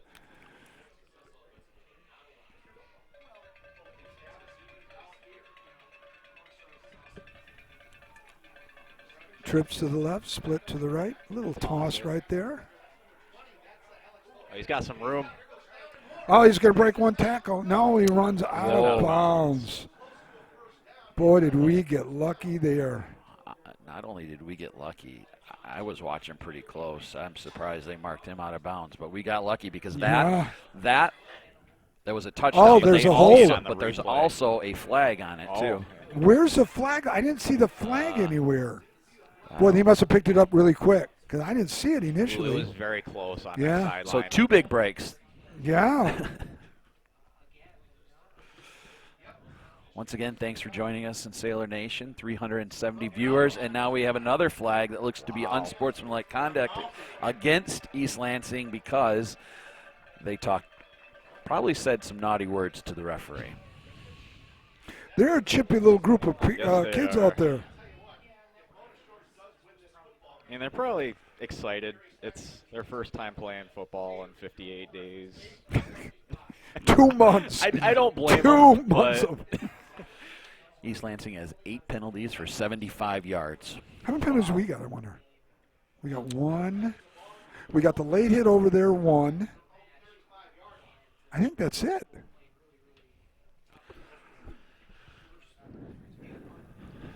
That is going to be first in a long ways.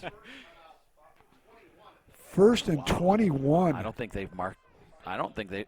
have they even marked They off that haven't. second I don't think penalty they've yet? marked. Have they marked the penalty off yet? No. they They're haven't. marking it off now. So just keep moving it, boys. That's going to be. How many yards? Well, it was 21. 20. It's going to be about 1st and 35. 20. Yeah, wow.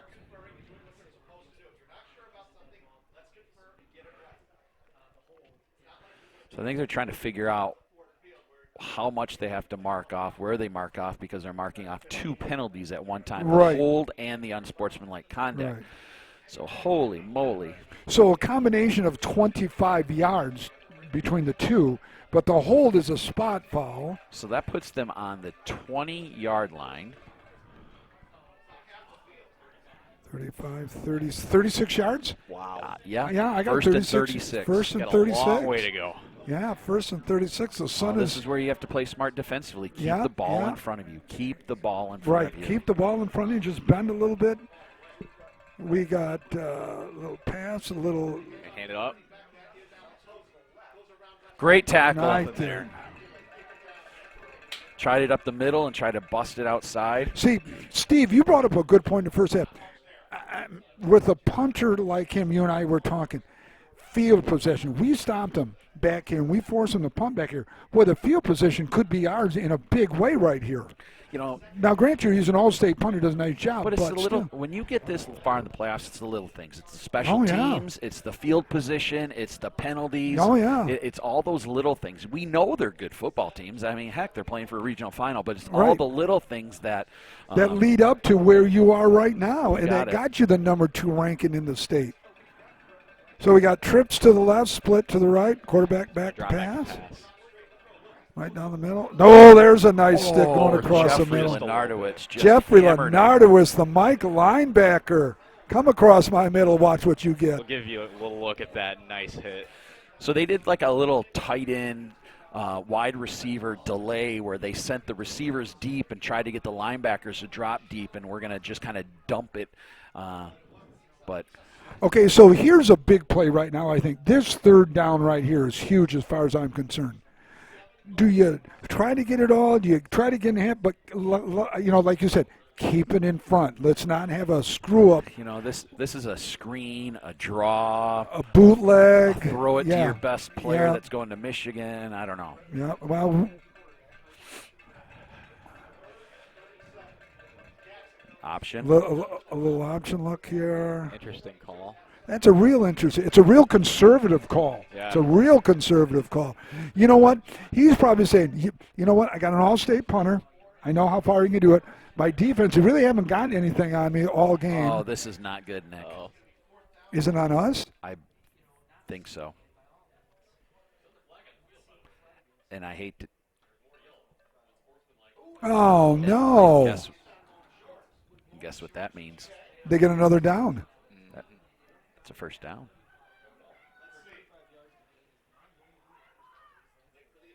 Is that an automatic first down? No, it's not an I automatic don't first down. think so.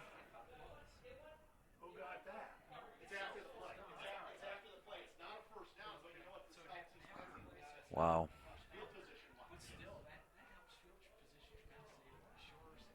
So, okay, it's fourth down. Yep.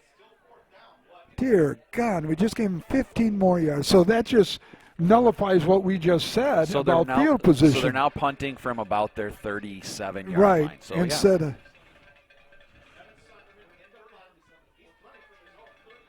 So who got the penalty, Steve? I think it was Larry White. The DN. Oh. Fair catch. Oh, Brady called fair catch, too. You know what? But he caught it. And so, Yeah. that's another thing in football. The hidden yardage when you don't catch a punt. So, Right. he Oh, caught yeah. the punt. And he didn't realize how much running room he had. Yeah, no, he didn't. All right, so, but more importantly, the Sailors get a big stop. Second stop now in a row in the second quarter. I mean, here in the second half, my friend. So there's 6 minutes left here in the third quarter. Let's go over that offense one more time. I'll get you because it's a veteran offense. It's been around all season. Really hasn't changed except for a couple positions. Base formation. Johnson offset to the left. Coach Kozak changing up the play now. 4-2-5 look. Brady Rose off to the right. Going to get a first down.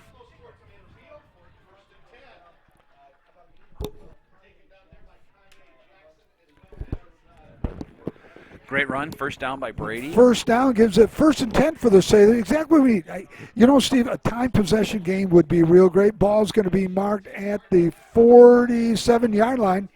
First and 10. Trojans 4-2-5. Sailors in their base. Twins to the top and bottom. Johnson offset. Out of the pistol right behind Brady Rose. Pistol. Gonna hand it off. Johnson's going to carry the ball. Johnson, one little Nice cut low there. run. Johnson's going to get the first down again with about 2 extra yards. So now we're starting to see a little momentum getting back up. Sailors are going to be in Trojan territory right here. So what you've seen the past 2 plays is Mona Shore is going kind of back to their bread and butter, what brought them here, the veer, the base of Matt Koziak's offense, the veer, and kind of the looked like to be outside veer that time. Twins left, wing to the right. Elijah offset to the left. In motion. Brady Rose going to carry the ball. Brady Rose is going to break one tackle, back down to 30. 25, 20, Brady Rose is going to break the right side. No! Where'd he run out of bounds at? Brady was at the 6-yard line. I'm going to look. It's hard to see, like folks, but I think Yeah, it's a 7-yard line. About the 7. I'm looking at the official over at the far side over there at the west side.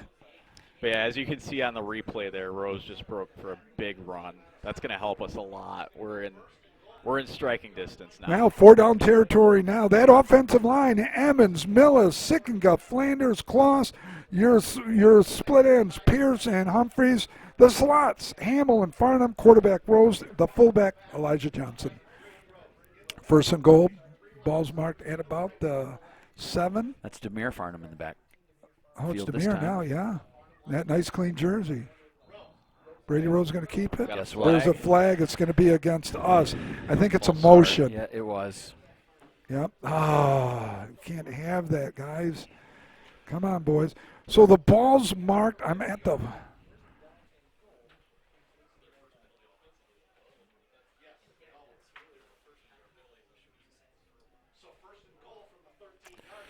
So the ball was marked at the 8, so it goes back 5. First and goal from the 13 right now. Yep.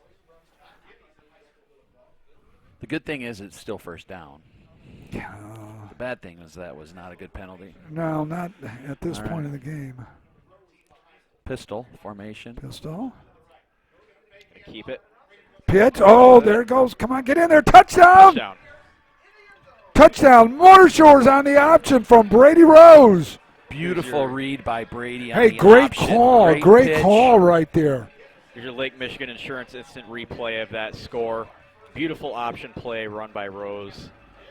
Pitches it, and he's in for the score. Boy, watch Brady palming that ball like that. I said, like, oh, hang on to it, son. So the Sailors march down on a nice drive. Exactly what the doctor ordered up here, Stevie. Yeah, I mean, we get a couple stops, get a nice carry by Brady Rose, penalty thrown in there, but then Brady runs the option to perfection. Yep. PAT attempt, Keegan to Kuiper on the hold, Brady Rose. Kuiper. Low snap. It's good. And it's good. So the Sailors march down to begin. Well, we're midway through the third quarter. Sailors up 14-7. I want to thank Protection you need, nothing you don't. At Lake Michigan Insurance Agency, save on the insurance. as I've mentioned several times, I know there's problems with the live stream. That is not on our end. We're doing our best to give you the play-by-play, the calls. The sun is kind of in our eyes, so it's hard to see sometimes what the yard line is, but we're doing our best, and hopefully you stick with it, and hopefully we get a Sailor win here.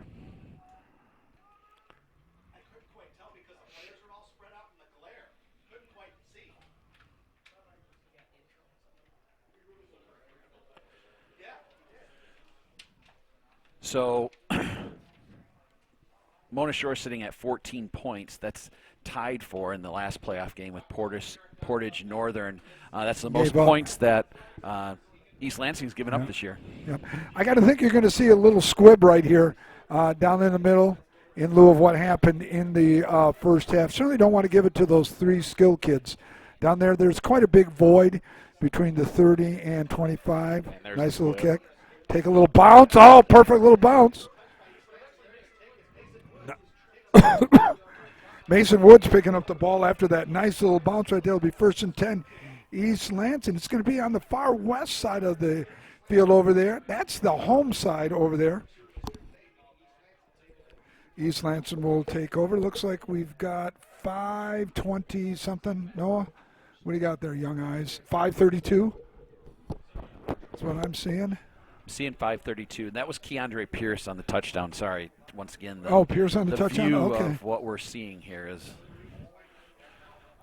and we're with other announcers around us, and they're having the same problem.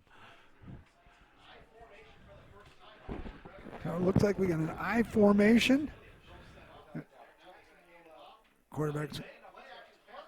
Oh my gosh! Oh, nearly intercepted. Is it intercepted? Oh, and it hits the turf. That might have been one of the strangest plays I've seen in a long time. They went to the I formation. Right. They faked it. They were going to roll out to the other way, and the quarterback stood there and then just kind of threw it to a Mona Shores lineman. It was, exactly. That was peculiar. Yeah, really odd. But what's even odd, too, is it's a right-handed quarterback rolling to your left like that. You got to set, turn, and do all that. But we'll take it. It's going to bring down a 2nd down and 10. The ball's going to be marked at the 32-yard line.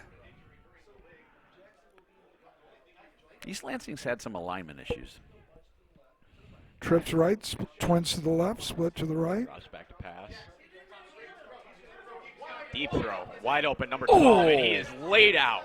Laid out, That's but Brady Rose. But he a hangs broken on. coverage, coverage so- of well, Steve. That's the problem. So Brady slipped. Thankfully, was able to recover. So they ran what we call a wheel route, where the receiver goes all the way around to the outside, kind of in a circular motion. And Brady just slipped getting there. It was his man, but thankfully he was quick enough to recover. But puts the ball on the 45 of Mona Shores. 1st and 10. Ball over here on the east side hash here at Jeff Smith Field. Big play. Had a lot of time to throw the ball too. Yeah, and East Lansing's starting to go to the I formation and putting a fullback in the game. Because Yeah. I think they want to assert that running game. Right. Fake the handoff, play action pass. Caught by number 3. Caught by number 3 right there. That's Nick Pulley, senior. Running back, linebacker combination in there. And the quarterback just rolling out there. East Lansing's doing a lot of play action pass. Once again, with the bad footing, you get the defense going one way, which allows the quarterback to roll the other, and they're just trying to change direction. That's one of the things that offense coordinators like to do when the footing isn't so well, is to really change direction and get the defense to have to recover to a position. 2nd down and 5. Ball's marked right at the 40-yard line. H-back, offset to the right, twins to the right, split left. Get it off. Nothing there. So he's going to gain of about 1. It'll bring a 3rd down and 4 here for the Trojans. 4 minutes left in the third quarter. Good job of getting on top of that run right away by the defense. Ball's marked at the 39-yard line here at Len C. Adams Stadium, Jeff Smith Field. Absolutely a perfect day. Sun is shining brilliantly. No clouds in the sky. I tell you what, for January 9th, it ain't all bad, kids. Nope. Trips left, split to the right. Now they trade over. So it's now trips right, split left, fullback offset to the right. Anthony's one-on-one up top. Quarterback's going to keep the ball. Quarterback's going to carry the ball and get about 12 yards on the carry. It's going to be a 1st down. You know, one of the things that East Lansing likes to do, once again, they like to motion, they like to shift, but what they really like to do is they want to outnumber you at the point of attack, which means put more people in front of you than you can defend, and that time is what they did. They just took the quarterback and ran him behind the big offensive tackle, Ethan Boyd. Yeah, they're just going to outflank you, and the junior cornerback, Brevin Jackson, carrying the ball. This is where we've been tough when we get down into their Traps, territory. A little toss. Well, what they're doing now, Steve, is the big tackle's blocking down. The center and the guard are pulling and leading around right now. And that's what happened on that play there.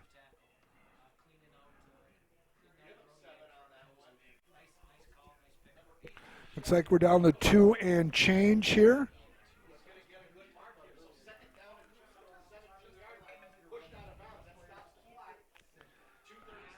.237 counting down here. I correct you, went out of bounds, so the clock stops at 2:37. Second down in about 2.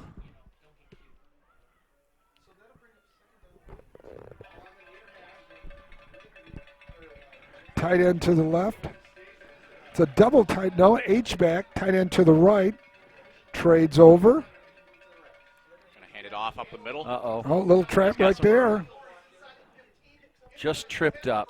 Tripped up number 21 right to Asher Gregory, the junior. I tell you what, quarterback's coming back. Asher Gregory's coming back next year. They got some kids coming back next year. Ball on the 8. You know, and something East Lansing does too that they do a lot of shifting, a lot of motion.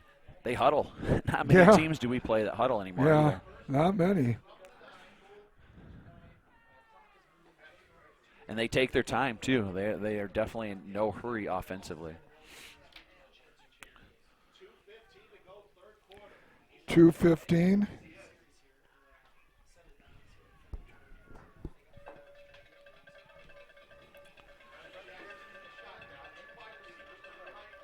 Twins right. Quarterback's going to keep. Oh, breaks one tackle. Merrihew was there, just couldn't break down fast enough on the quarterback keep around that left side.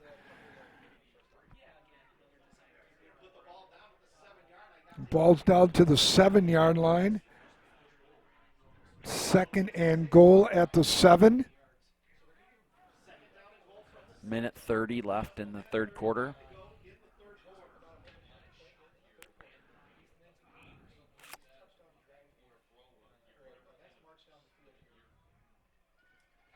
It'll be interesting to see what coach East Lansing dials up here. Straight ahead, they could take a chance to their great wide receiver, Angel Anthony. Here we go. Tight end to the left, H-back to the right.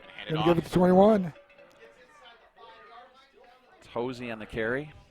Posey on your carry, see if he's correctly tackled by the interior of that defense, led by DJ Cavaness, Bryce Sickinga, Merrihew, and White all in on the tackle, along with Jeffrey Lenarowitz at the Mike linebacker. It's going to bring up a third and goal. Looks like the ball's down to maybe the 3. Hard angle to see. Yeah, 3 or 4 yard line. I mean, this is obviously 2 down territory, so it's 2 big plays right here. Not enough room really to throw the ball too much here, Steve, I wouldn't think. Fullback offset, twins to the top and bottom. In motion to the right. Quarterback's going to keep the ball. He's going to roll out. He's going to throw the ball. Incomplete. Incomplete. Boy, I was wrong, and he did throw the ball, and I didn't think they would the way they were running downfield. It's going to bring up a 4th and goal. Seemed to have a man open, but it rolled right, and he was open. He just threw the ball behind him. Yep. Big 4th down. Yep. So knowing now that they just throwed, would you go man and bump up at the top real tough to take away, Steve? Absolutely. That's no what I question about. Yep. I not only that, I'm playing inside position, right. So they have to throw the ball outside over the outside shoulder. Exactly. You have a Division I offensive lineman going to Michigan State. I'd be shocked if they didn't run behind him. Oh, on this play. How do you not? I'd put my H-back right behind his rear end and just do and they there. moved him over to the left side this time too. Yep. And in fact, he's going to go in motion. There he goes. Yeah. And now they motion.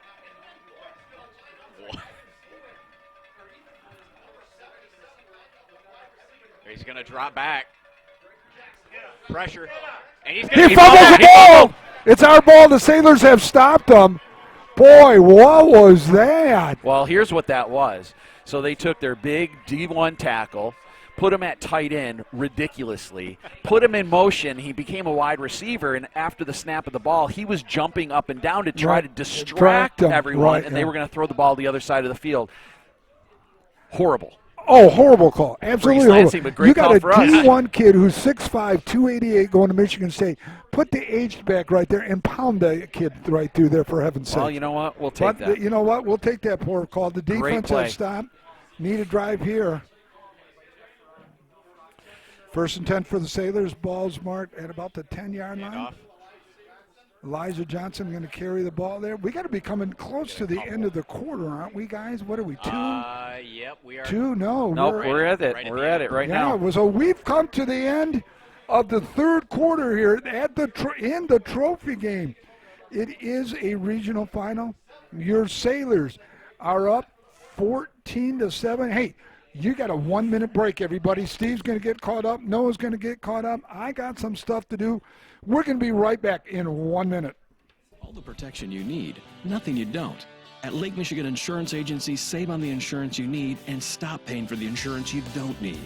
Trust our experts to find the perfect amount of coverage for you, making sure you're covered when you need it and how you need it. But the savings don't stop there. We also shop over 16 insurance providers, industry leaders like Citizens and Frankenmuth Insurance, to make sure you get the highest quality coverage at the lowest possible rate. In Muskegon County, trust Ryan Rozecki to start a quote for you today. Visit Ryan at our Norton Avenue office in the Park Place Shopping Center near Goodwill and Pints and Courts Restaurant, or visit lmc.org/insurance to get started.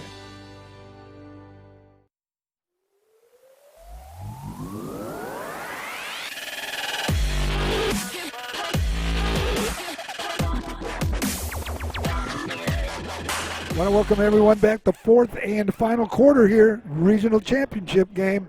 Hey, I'm going to do a better job for you. All right, Steven's going to help me out. He sees the clock better than I do. Down and distance is 2nd down and about 7 yards to go. Ball's marked at about the 23, 24-yard line. So we need to get a first down here, get a little breathing room, take some time off the clock. Here we go. Trips right, tight end to trips left, tight end to the right.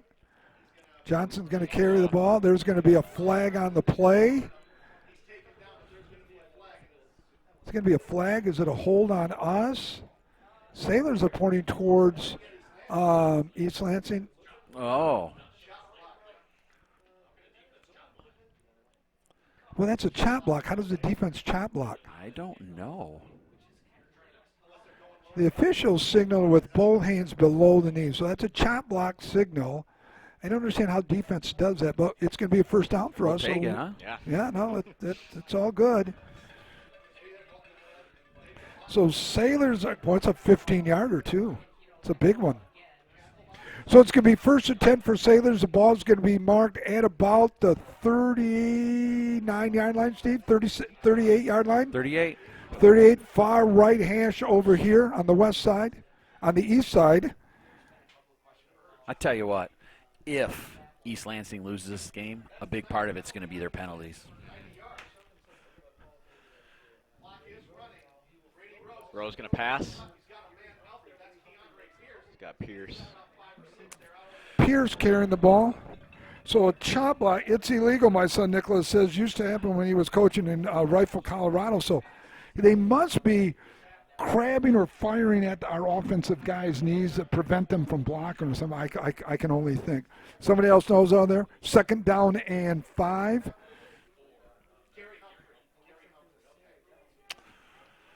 Injury by Mo.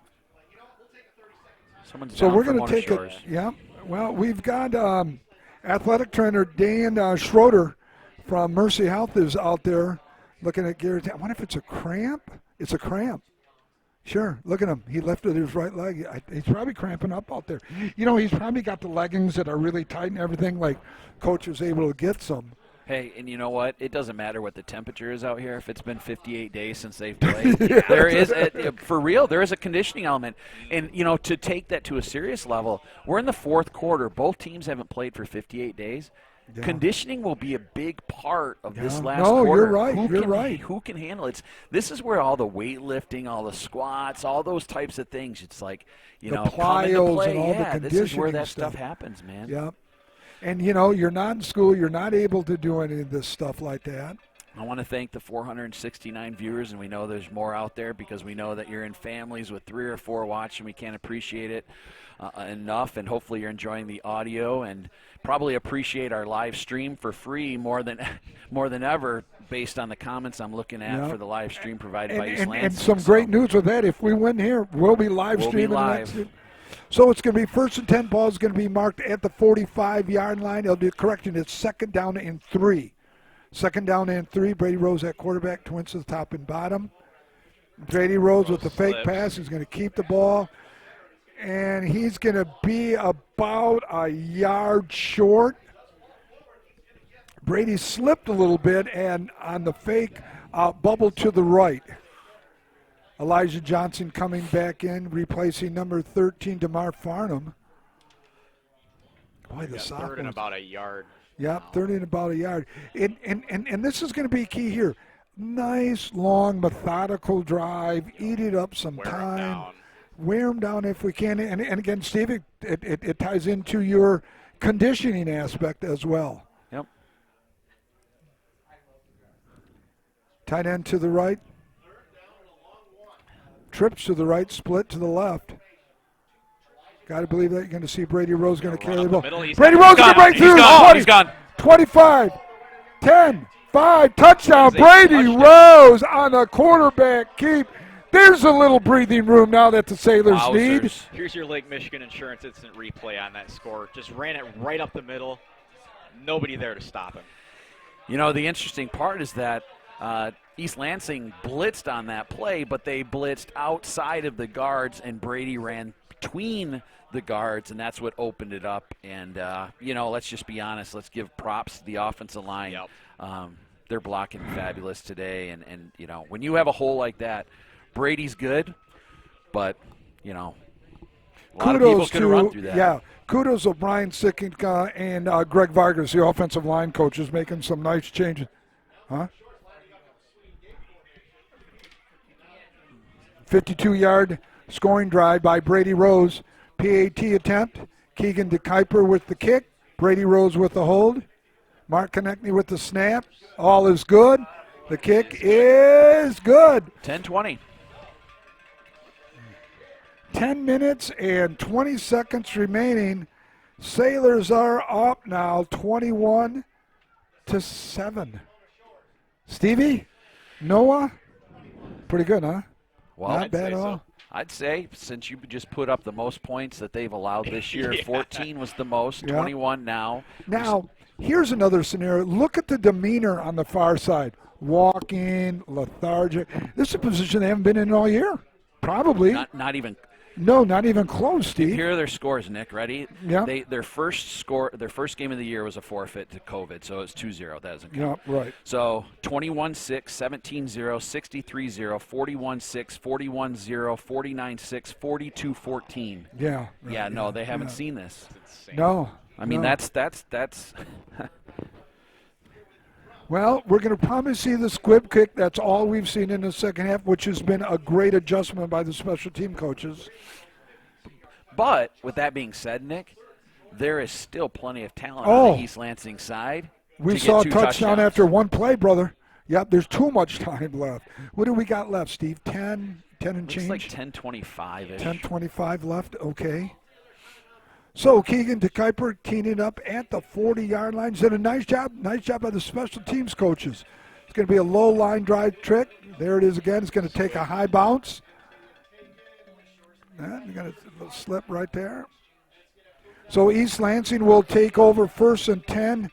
Ball's going to be marked at about the 30.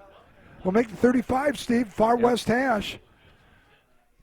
Oh, just an update here. Was talking to Noah, while we were outside. Dad is not down in the Aruba. Dad is in Aruba with his wife celebrating. Rumor has it they're going to come back sometime on a private jet. I heard too. We're not doing charter. We go private jet. Joe knows people. Why can't we get one of those? Well, we got to do something, but that's the Godfather. So Sailor Nation Sports, reach out to Joe Canuck. He's down in Aruba right now with his wonderful wife. So we got twins to the top, twins to the bottom, fullback offset, 1st and 10 ball mark at about the 35-yard line. Drops back to pass. Run back, a little slant across the middle. Nice Oh, pass. boy. Caught by number 12 across Caught the by middle. number He's got 12 room to across the run. middle. Brady Rose was there, just missed the tackle right there, but too much on the reception by number 12, Evan Boyd. And Evan Boyd's a sophomore, He's a Steve. sophomore, big sophomore, ran a slant. We just kind of slipped. Yeah, and it was a slow developing slant, too, because the quarterback was. on number 4, Brevin Jackson, had all times to throw the ball. Quick update here. Muskegon's up 24-0 over East Grand Rapids. Montague looks like they're going to win 41-16. Oak Ridge struggled today against Grand Rapids Catholic 58-7. The defending 2-time state champions. Yeah, they're loaded with that. Trips to the right, split to the left. Little bubble out there to number 11. Inside the 45, down to the 43-yard line. It's going to be a gain of about 3. And there's going to be a late flag. Probably going to be unsportsmanlike. On us? No, East Lansing. On East Lansing? All right. You know, A little bit of a late push. No, it's on us. Oh. Now, wait a minute. Well, is it us or is it They called us. They definitely pointed in our towards direction. us. Yep. Yeah. us? I saw in the middle one of our That's a players 15-yarder fell. I right wonder there, if though. They're saying he flopped. Okay, we don't need to be doing this right here No, with the we 2-touchdown lead and giving them short field with way too much time. We're down to 9:55 remaining. 15-yard penalty is going to bring the ball down to about the 33-yard line. So it'll be 1st and 10. Ball's going to be marked at the 33. They're in 4 down. Well, it's 4 down territory for sure now. You would expect better from A veteran our player. group. Yeah, absolutely. Yeah, absolutely. Well, I tell you what, East Lansing's driving. Trips right, split left. This is where they like to take a shot with Anthony here. Here it is. You can look at Anthony. Looking left.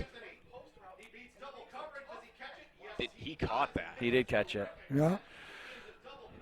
So he beats the double coverage and makes a nice It was reception. an incredible catch. So it's going to be 1st and goal. Ball's going to be marked at the 5-6.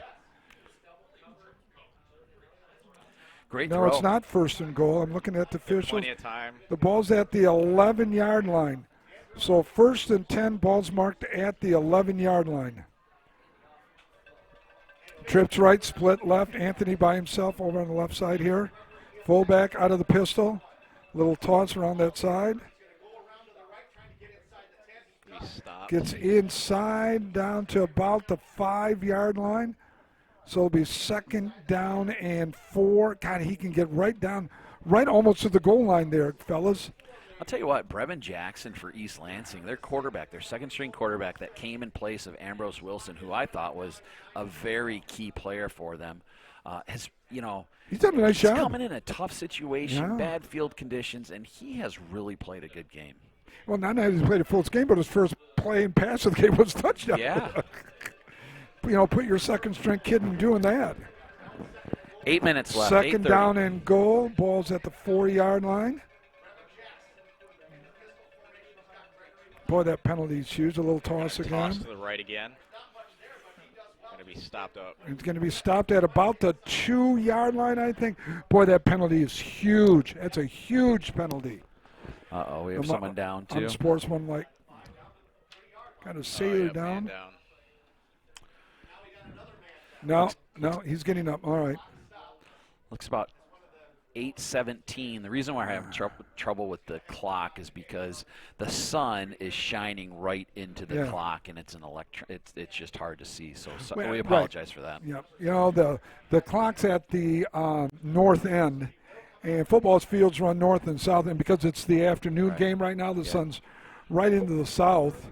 And usually, as it is this time of year. when Joe's here, not on vacation, he takes care of those little things. Well, for us. I know, but being down in Aruba right there, what does time mean to Joe right now? All It right. means nothing. So where are we at here? 3rd down. Yeah.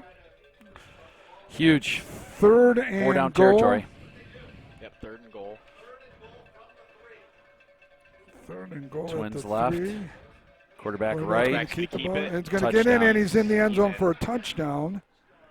All right, so touchdown here changes the complection a little bit. We'll give you the Lake PAT Michigan coming up. Insurance Instant And they replay kept on that fairly score. simple. They Yeah. just ran the quarterback sweep along the right-hand side, didn't risk a handoff, didn't risk a pass. And like we said, they have enough weapons to get back in the game. Looks like it'll be 7:40 left in the game. Got to score the other regional final, North Farmington 10, Traverse City Central 6. I got that update from my son down in Charlotte. It's that's a halftime score up in Traverse City. The snap, the kick is up. It is Kick is good. So with Steve, what do we got? 7:40. 7:40, and is now 21-14. So we're going to take a 30-second timeout, regroup ourselves. You can regroup yourself. We will see you back in 30. It's 21-14, Bonner Shores. Looking to buy or sell? Look no further than our broadcast booth sponsor, John Vandervelde at Nexus Realty. Give him a call at 231-759-3634 or go see him at 880 West Broadway Avenue in Muskegon. Nexus Realty, team-based real estate professionals.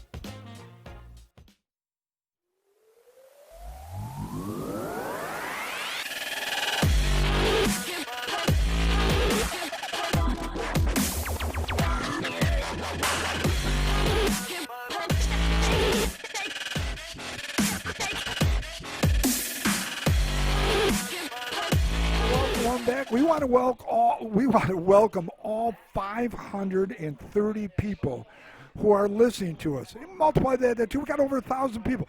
Thank you so very much. We hope you enjoy the product that we're trying to give out to you. With 7:40 remaining, it's 21-14. Still anybody's game. East Lansing getting ready to kick off. It's a high-end overhand kick. It is returnable. Ooh, that was Brady Rose risky. going to get the ball. Going to go on that left side, 20, 25. Run out of bounds. Run out of bounds at about the flag 20 down. pound. There's a flag. It's Behind probably the going to be play. a hold or a block in the back. Boy, talking about maybe in holding, block in the back right there. Talking about maybe some implosion happening. And here we went the whole game virtually without any penalties. Major and now penalty, we I get know. down in the last 10 minutes. We have some big Big penalties when you don't need them right now. Well, you know, I think this is our third penalty of the game. We had one in the first half, the personal foul over there, and then we've got one personal here, and now the block in the back. And not only is it bad there, but it's going to push us back, I think, inside the 10-yard line, Steve. well inside the 10. So That's it's going about to be the 5-yard line. first and 10. Ball looks like it's about The 7. I see it on the 7. the 7-yard line. Okay.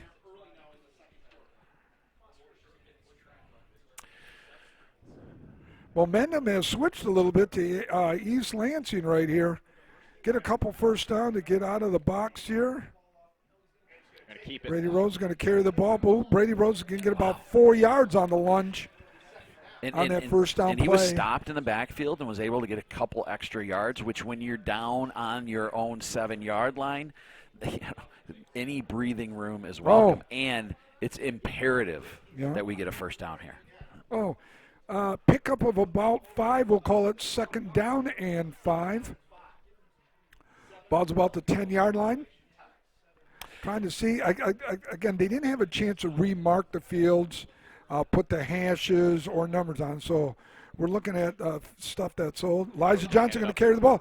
Johnson's going to get the first down. Elijah's going to get out to about the 30-yard line.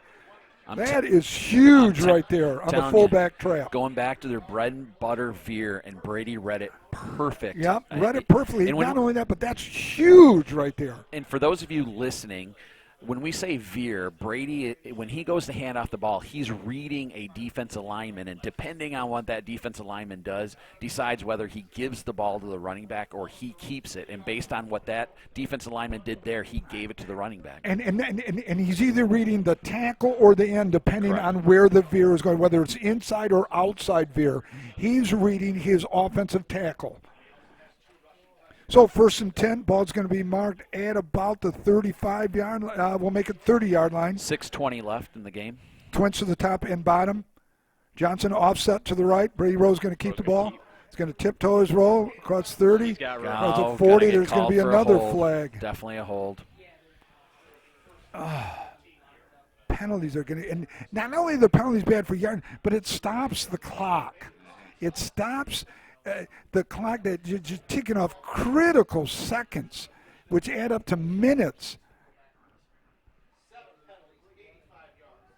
7 penalties I just heard for 85 yards. Way too many. You know, and we've raved about how our wide receivers have blocked this year, and they have. Gary was doing it was Gary Humphrey in the hold, but he was doing a great job. And you know, sometimes as a receiver, you get your hands outside of the shoulder pads. That happens. Just a bad time right now. So it's going to be 1st and 15. Ball at the 25. Linebackers are blitzing right there. Boy, you just saw them blitz. Oh, boy. They just bought the house that time.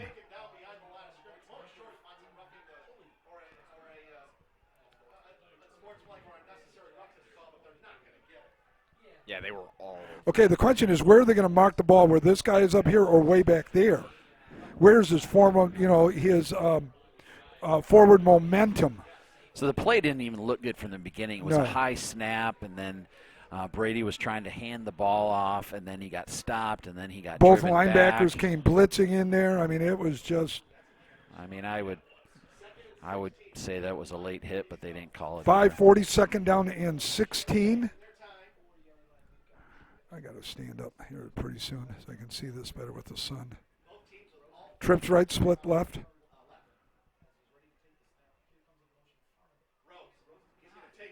Nothing there again. No.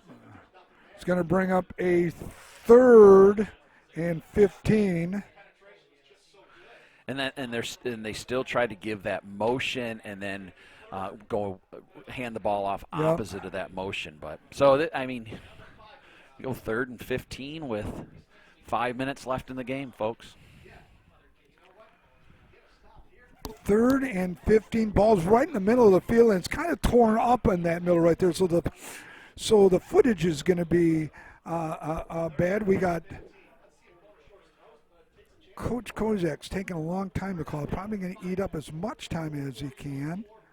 Signaling a play right here. We got a wide receiver to the right. We got trips to the left. Johnson is set right behind. Now he offsets to the right of Brady Rose. Motion. Rose back to pass. He's got a receiver downfield. Going to have to come back to find it. Oh, broken up nicely. Ball hung up in the air just a little bit longer.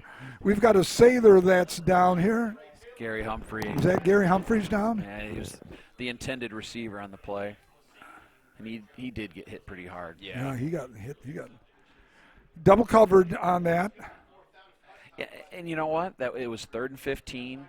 Oh, yeah. Relatively deep in your own end zone. You take a shot. Maybe it's pass interference. Maybe you get lucky with a catch, but neither one, unfortunately. Yeah, we got Dan Schroeder on there. So we're going to take a medical timeout. You take one with us. We're under 4:20. 4:20 exactly. So you got a minute, everybody. Come on back. My dad and my grandfather are officials. I've grown up around officials and seeing how much they enjoy being part of the games. As a student athlete, I've always appreciated the people out there who are willing to give back to the kids. The Legacy program lets me officiate while I'm still in high school, working younger kids' games.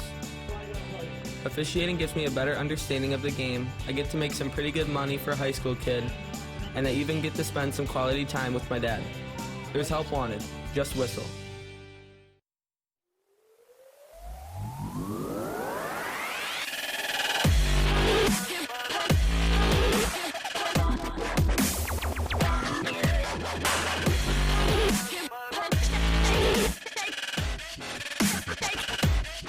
Welcome everyone back. So the Sailors in punt formation here on 4th and 15. Balls back to about 30, 25-yard line. You can't see the numbers. Good snap. Dangerous Andrell Anthony back to receive it, but he's not going to get it.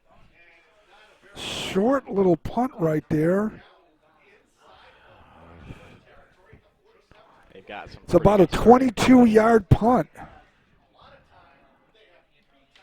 Bill Frocco's up there. He's in his 70s. I believe he played football with Al Fracassa from Brother Rice.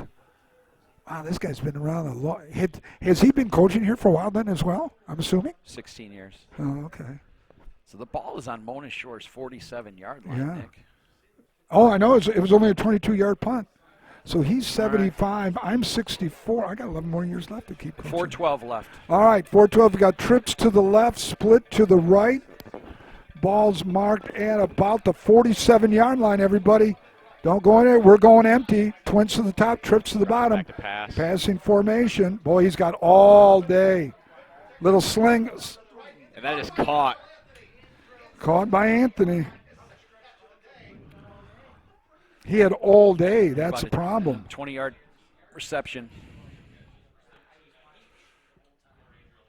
It's a good catch. It was man-to-man coverage. They're going man-to-man coverage. They were double teaming them. We just lost track of them a little bit. Oh, no. Another flag. Flag on the... Oh, sideline warning. Oh.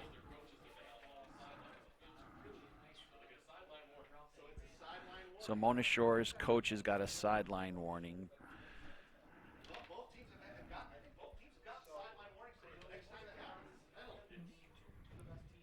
So you're allowed one sideline warning per game. The second one then obviously turns into a penalty. Sailors picking up their first. East Lansing had one in the first half. 4:09 to go. An eternity to go. Sailors had a 2-touchdown lead. They are now up only by 7. And East Lansing obviously down in 4-down territory, deep within the Sailor area. 25-yard line. In fact, yes, sir, they're at the 25 where it's 1st and 10. Ball's marked at the 25-yard line, right in the middle of the field. Well, we've come up with some big defensive plays at this when we've had our backs against the wall. So let's hope that we have one more. Well, none will be bigger than this one right here. If we can get a turnover or a stop on downs here. Some discussion going on. Boy, with it's the taken a coaches and the long referees, discussion, though, for a sideline warning penalty. Well, here we go.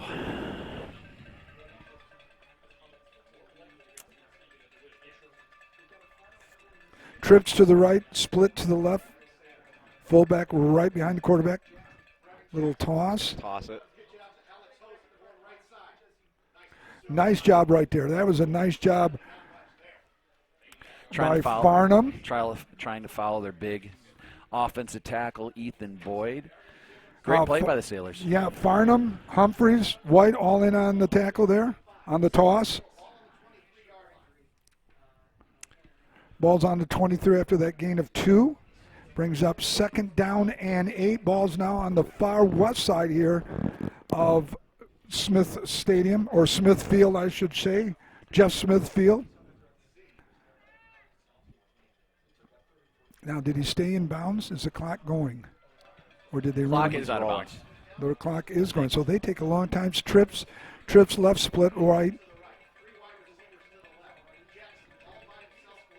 We're 3 minutes and counting. Empty backfield. Quarterback back to pass. Says a receiver. There's a flag on the play. Quarterback's going to keep the ball. And he's going to tackle. He gets a first down tackle at about the 4-yard line, but there's a flag on the play. I think that's on us. It was a fast flag. It's going to be holding on us, I believe. Nope. Well, they're Mona Shores is clapping. Mona Shores is clapping. The only reason I guess it was a hold on our defensive backs because it was in the defensive backfield. But DJ Cavanis, the all-conference tackle, was clapping his hands. I'm hoping, but it was a quick clap. Did he talk to officials right away? Officials telling the East Lansing staff to stay back. These referees are. Well, they're taking a long time. They're trying to get it right. They're just taking a really long time to get it right. But what are they trying to get right? You called it. I mean, you can't change the call. You made the call. You threw the flag.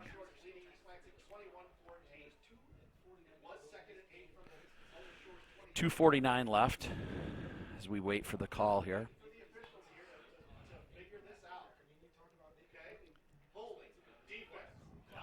So it is holding It against us. is. You were right, Steve. It's another huge penalty. Wow. We're getting So it's going to killed be by penalties first right and now. goal inside the 10. It looks like the ball's going to be marked at about The 5-yard line. Yeah, 5-yard line. 2:49 left.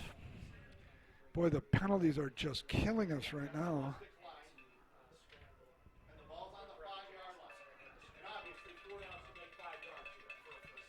They've got all day to get in right Oh, here. God, yes. 2:30 remaining. God, you hope for a fumble. I don't see him throwing the ball. They've been running effectively, quarterback. Roll right. Been very. He's going to be close to the phone around that right side. Number 4, the quarterback Jackson, keeping the ball. And you're going to. I would think he's down to about the 1-yard line. It's been their bread and butter play, taking running off the right side, right behind big Ethan Boyd there. Oh, I'd run behind big Ethan Boyd too.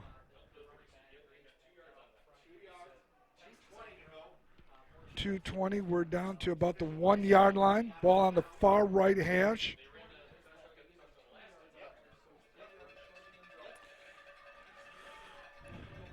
Tight end to the right. I formation. Motion. Going to see a little power man around that side. Going to count a touchdown. He walks in for the touchdown. Touchdown. East Lansing has scored on the dive off of that right tackle right behind the big Boyd. Ethan Boyd leading the way. Kicking the extra point. Yep, going for the tie right here with about 2 minutes and 18 seconds remaining. Well, the good news is we get the ball back. And we have time. We do. We have time and we have timeouts as well. I don't think we've used the timeout. No. Okay.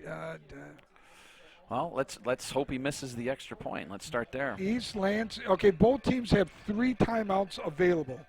PAT attempt. We could see a miss, maybe. Maybe a bad snap. Snap is good. Kick is up. It is good. So with 2:18 remaining here in the trophy game, regional championship, we're knotted up at 21 apiece, awaiting the kickoff.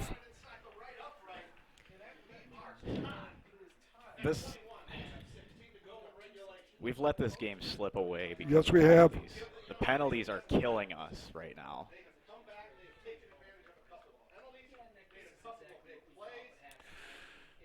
Well, I think a lot of the play calling once we get the ball back will be predicated on where our field position is. It'd be nice to get a good return off of this so that Coach Koziak's whole playbook is open to us. And, is this one of those drives where you drain the clock and then just go for a field goal as time expires? I think this is one of those drives where you just do whatever you can do, and wherever it ends up, you decide whether it's the field goal, whether you're going for it, whether you're – I don't think you can be really choosy at this point in time in the game. No, it's all about getting yards and then figuring it out. Quality yards. I think this right here is huge. I think the return is extremely important right here.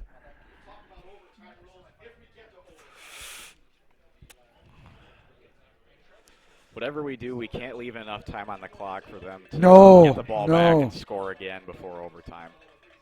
Boy, they sure weren't rattled being down by 14, were they?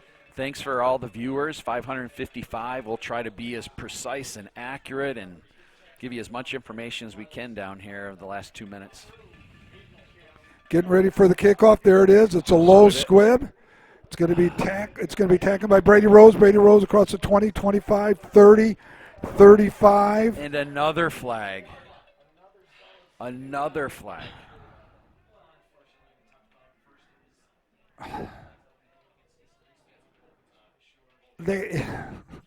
I'm just speechless. It's going to be a block in the back. It's going to be a hold. It's going to be against hold. Hold against us. Holding against us. It's going to come back 10 yards. Boy, we're literally saying, you know what, we're going to give up. We're making uncharacteristic mistakes. Out of our hands. We have this game in control. And we're imploding. Just literally. Lack of discipline. That's what it is now. Yeah.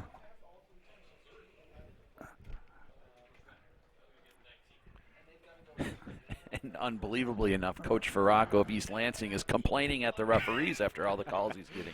All right, so I'm going to stand All up. right, here we go. 1st and 10, balls on the far side, on the East Lansing side. I'm going to say it's about the 20-yard line. Twins to the top and bottom. Fullback Gonna kick trap. off. Still moving. Demir Farnham, great Farnham run. going to carry the ball. Is going to gain about First down. first down. Some good Farnham carrying the ball. Is going to get out to about the 30-yard line after that gain of 12. 2 minutes left. 2 minutes left. We have all 3 timeouts. Twins to the top and bottom. Farnham at fullback. Rose at quarterback. Little bubble Pass to the out left. there. Farnham out that side. He's going to get out of bounds. Oh, the ball popped out of his hand. He caught it again.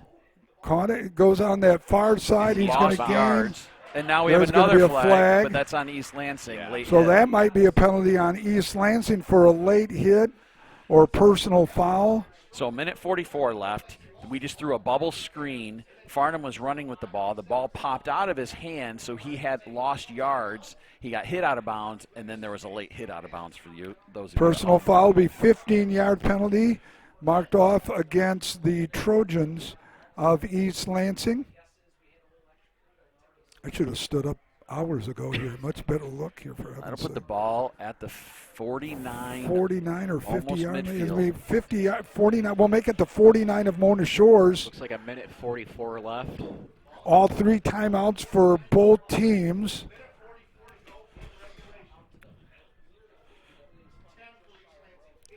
We need longer cords here for. We'll have to talk to Joe when he gets back from the Aruba trip. All right. Okay, Twins to the top Minute and bottom. 44. Farnham offset. Right behind out of the pistol, behind Brady Rose.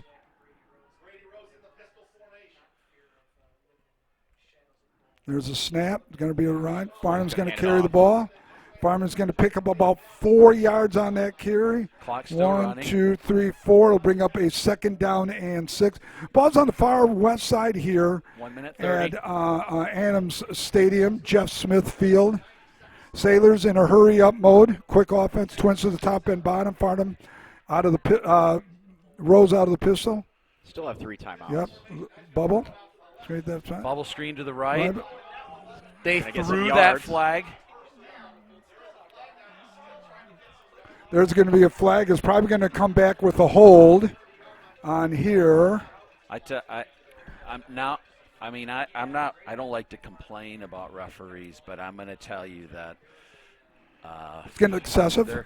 they're calling everything. But it was a great effort by Farnham. We would have been down to about the 30-yard line. Instead, now we're moved back with a minute 07 left. Good play calling, though. I like spreading it out versus staying inside right here, utilizing the sideline a little bit. I would stick with it. Boy, the penalties, we're over 100 yards in penalties right now with that penalty right there, or we're at 97, I believe. So the ball's going to be marked back at the 44-yard line. 2nd down and 12, it looks like. We'll make it 11. Here on the east side of Jeff Smith's field, Twins top and bottom. Farnham behind the fullback. Farnham going to carry the ball. Farnham's going to get a lot back there now. It makes a very manageable 3rd and we'll call it 3rd and 8. Timeout, Mona Shores. Exactly 1 minute left in the game. No, let's stay here. Can we stay here Yep. and just chat a Yep, little we can bit here? Okay, so it's 1 minute left in the game. It is 3rd and 8. Ball's right in the middle of the field, Steve. Talk me through this. Well, I don't think you have to try to – I'll jump in first. I don't think you have to try to get it all at one time. no, I think they're going to go for it. And so what's going through Coach Koziak and Coach James' brain right now is what do we do in that first play to make the 4th down play more manageable? We get a first down that would change the whole play calling, but what do we do to make it more manageable? What have we been successful at? I would say the spin trap has been successful. I would say the veer has been successful. The bubble screens this half have been successful, except for we're getting holding calls. So. Right, exactly. That offense is going to have to step up the line. Emmons, Mills, Sickenguff, Flanders, Claus. Your split ends, Pierce, Humphreys. The slots, Hamill and Farnham. Quarterback, Rose. The fullback is Johnson. But, okay, Johnson is in at fullback right now for Farnham. It is 3rd down and 8. You're under a minute. You're in the middle of the field. Twins to the top and bottom, base formation.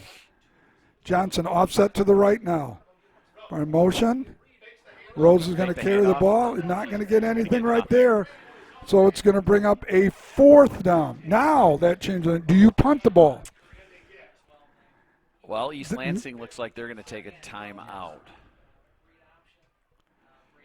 Surprised about that play, Steve? I am a little bit. Yeah, they faked the jet sweep, and Brady was going to keep it. And maybe it was a matter of they didn't want to hand the ball off. But unfortunately, what happened was East Lansing blitzed up the middle. Yep. And, that play was pretty much dead from the beginning. So we have 52 seconds left.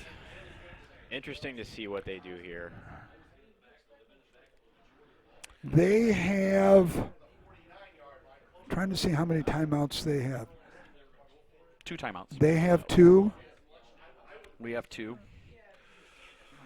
Thanks to all 601 viewers for tuning in. We're going to do our best to give you what we got for the rest of the game here.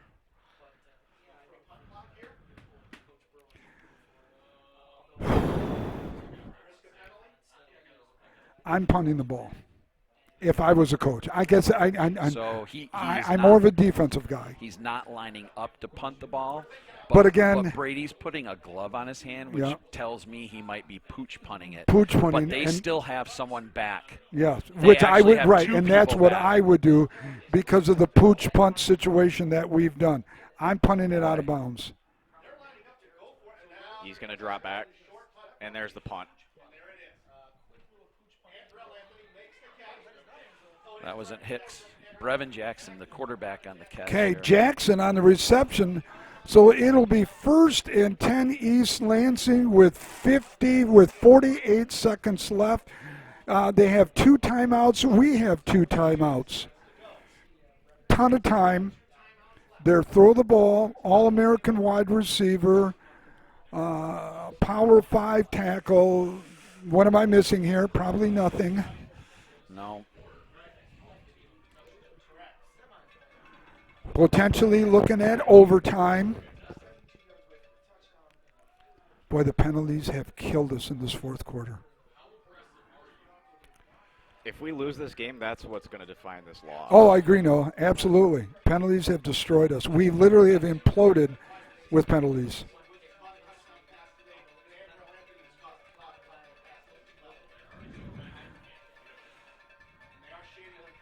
Well, it looks like they're going to throw the ball. Pass. Flag on the play. We got a flag on the play. Looks like it's going to be a procedure call against East Lansing. Yep. We need to get a stat guy with us next year. You know that? These guys got stat guy doing something. We need a stat guy next year, Joe, down in the Rubas. Okay, we got to get a stat guy. Or the Bard brothers just have to sit next to us all year long. Where are they? Are they on the far side over there, the Bard boys? I don't know. So it's going to bring up a 2nd and 15. The ball is marked at the 23-yard line, I'll say. Yeah. Trips right, split left, fullback offset, quarterback going to roll out. Cross it there. Sophomore Boyd. Not a first down. He's short by about 7 yards. About the 36. So it'll be 2nd down and 7. And a timeout. East Lansing is going to use their 2nd timeout, so Sailor's going to come over. Okay, so we're looking at a potential overtime. We can't, keep everything in front of you, number one. I don't see them running the ball much unless it's 3rd and short to get their timeout. which stops the clock automatically, Steve? No, I mean, they came out throwing. I mean, Right. No, I mean, and that's what I think that's is going to happen. Yeah, I mean, they decided they're going to go for the win in Oh, regulation. absolutely. Right. So, Well, you're tied. You can do that. Right. So, I mean, I think that I have to believe they have to go to Andrell Anthony in one of these next two plays, and whether it's a throw it up and see who gets it play or whatever. He hasn't been utilized very much, but Boyd, the sophomore, number 12, has done a fantastic job. Oh, he's been outstanding. So here we go. He's the go-to guy. 39 seconds left. So 2nd down and 7, 39, ball on the far west side here. Trips to the right. Quarterback rolling. Right across the middle. Boyd's going to catch the ball. It's going to be tackled at about the 50-yard line. So for everyone at home, they ran everyone deep and then dropped Evan Boyd right in the middle where no one was.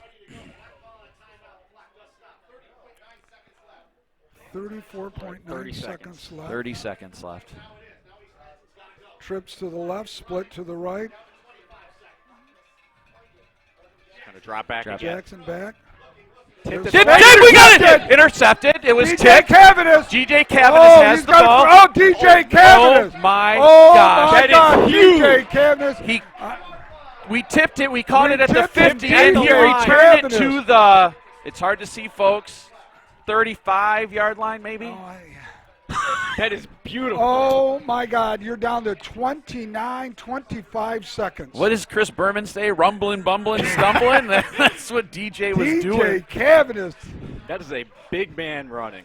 Well, okay, so now we still have two timeouts. We have 2 timeouts. You've got 25 seconds.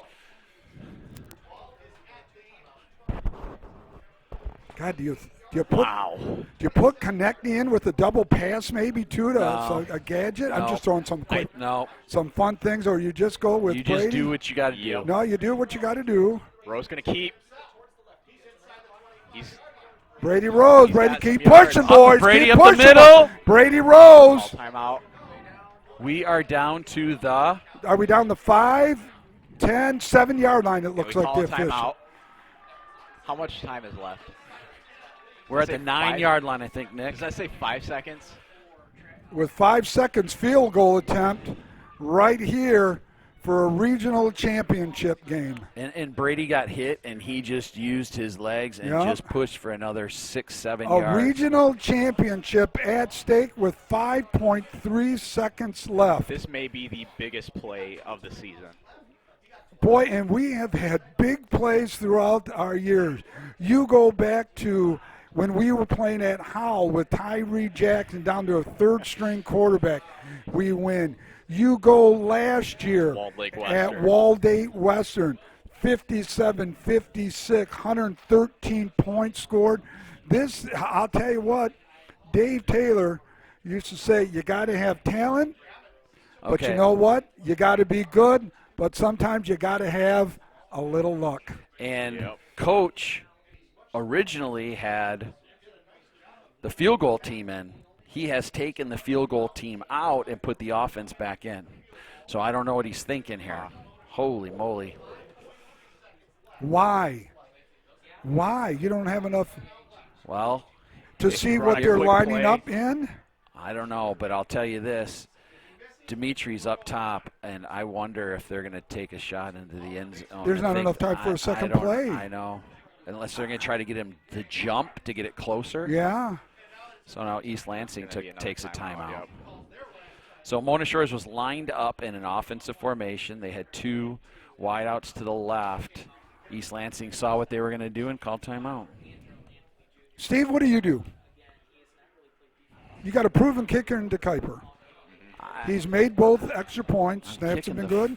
I think I'm kicking the field goal. Oh, I think I am too. But we've said it many times. That's why we're sitting here. Yeah, He's that's sitting right. down there. That's right. Yep. Yeah, that's right. He's the head man. So let's just say the ball's at the 10. So that's a 27-yard field goal. Okay, it's a chip shot for the Kuiper. Well, I mean, I would think. I just don't know what my thought process. We Is there don't enough have time to run another play, right? That's what I'm trying to. 5 seconds. You're at the discretion of the home team's timekeeper. Okay, number one, he's going to have a slow finger. I mean, I would, but the point is here. This is a gamble right here, is right. Unless they're going to try to get him to jump off sides and get an extra 5 yards or so. Yeah, maybe. No, they're going for it. Run He it. ran up the middle. Call timeout. Timeout. Timeout. 2 seconds left. Okay. So they snapped the ball to Brady. He ran up the middle to get a few more yards. Extra yards, Called now you timeout with kick 2 it. Now you seconds go left. field Now goal. they kick All it. right. So now they moved it so it went from a 27-yard field goal To a to 25? about a 25, Yeah. 24. Well, 2 is huge. Wow. Wow is right. There's nothing else to say. No.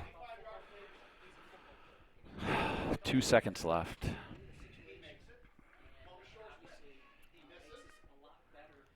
A win carries us back home for a semifinal game, it looks like right now, against North Farmington, which would be at Saylor Stadium. Worst case scenario, we're in overtime. And overtime scares me a little bit with It does. And we've said special teams, Yeah. all the little things are what get you to the next this thing. is Here it right is. here. And we've worried about our PATs. Here's our academic all-state kicker. Keegan DeKuyper, Want me to Brady be on the quiet? hold. The snap, the kick. hold, the kick, it's up! It's good! Otis Shores is going into the semifinals Let's go! with the kick for the ages! Oh my gosh! I got the chills. I got the shivers. Oh Sailor my Nation, God! baby! Otis Shores has defeated the number 2 team in the state, East Lansing, at their place. An incredible finish after the Sailors had imploded in the fourth quarter with penalties. Keegan An incredible finish by the He Sailors. nailed it down the middle. The snap, Beautiful. the hold, It doesn't get and any the better kick. than that. Oh my gosh! It gets no better Crazy. than that, everybody. Crazy. And the Sailors, and this goes back to Operation Stay Alive. Oh, what? Boy, I'll tell you. I'll tell you what. 669 viewers right now. I just, the privilege that I have had to call this game, unbelievable. I know Nick feels the same. Oh my goodness, Noah. Steve! I'm going to let you carry this because Man, I tell you what, this this has been an incredible finish. It's been a great run, but we live to fight another day. There's something to this team, Nick. I mean, No. Forest Hills, Caledonia. Yeah. It's funny. This. Coach Koziat said it really well last year at Wall Lake. You guys just don't quit. You just don't add. Defensively, defense won the game right here. Right here, flat out defense won it with DJ with the interception on the pass that got deflected. I didn't see who tipped it, but DJ, that just landed right into DJ's hands. The call by Coach Koziak with 5 seconds left to get it a little bit closer. The hold, the snap, the kick on the field goal. My gosh. I'm speechless. Yeah. Yep, I'm going to say it again. Wow. That's Right now they're doing the trophy ceremony. Yep, and obviously everything is this, social distancing and all that. I think you can see it. Noah has the feed up right now. Yep, you should be able to see the trophy presentation right now. I mean, we tried. We tried to give it away. We did. Even if we gave that game away, and we. Oh, we did. And you know what? God bless we were able to get away because that's going to be a big coaching thing down the road. Yep.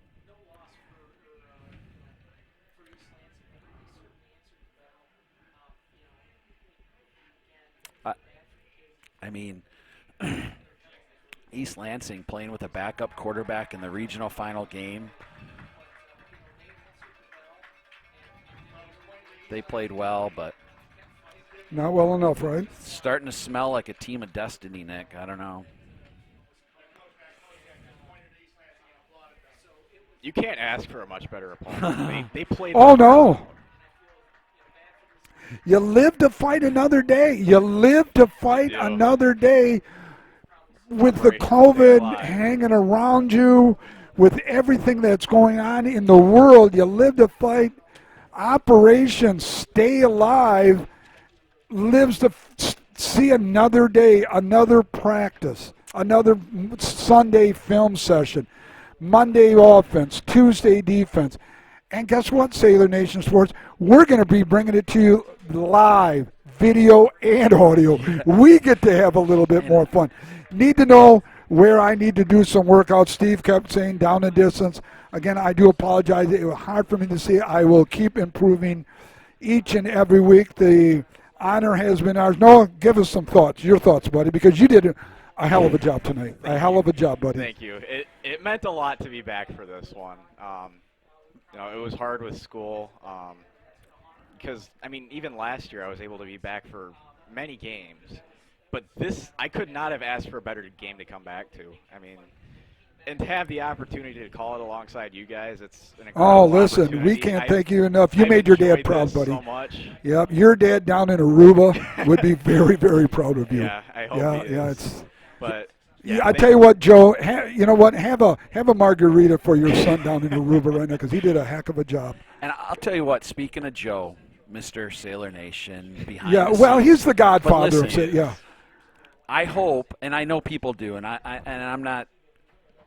I hope people realize what service that Sailor Nation is providing to the fans of Mona Shores, the community, for free. When you, and I don't know what the live stream looked like on the other end. I can only read your comments, but I can tell you this. I think people appreciate us more and more and the job that Joe does and Nick, what you guys have done over the year. But I'll tell you what. Well, I tell you what, though, Kimmin does a hell of a job. Sure. I tell you what, there's nobody better because when we listen to people say, "Oh, the video's not good," Kimmin doesn't make mistakes. Kimmin is the best in the business. Absolutely. Right now. And they'll get to see that next week. Yep. Yeah. And Kimmin's got some surgery coming up on Thursday, but he's going to fight like heck. To try to be there with Kimmin. Heck of a job for Steve, Noah, and everybody that listened to us today. I hope you were happy with our broadcast. I hope you were happy with what you're doing. We are truly honored and thankful to do what we're doing. We are truly having the times of our lives being able to do. We will be back next week. It will be a Saturday game. I'm assuming it's going to be a 1 o'clock game. When Joe gets back from Aruba, he's going to let everybody out know the time. Again, it'll be limited people. It'll probably be same 125 for both teams. Not sure who we're going to play right now. It sounded like, Steve, can you check who we play before we get off the air? Because we've got a couple minutes still to talk here. But for sure, we're going to be back at Mona Shores next week, and we're going to be live stream, live audio. It's going to be a wonderful fest. As far as I remember, my son sent me that Nicholas. If you've got that to send, you got it? Yeah. Traverse City's up 18-16 in the third quarter, which also adds an interesting dynamic because Traverse City Central's head coach is Eric Sugars, who's the son of Jack Sugars, the great Oak Ridge. Right, exactly. So that game was a late game too. So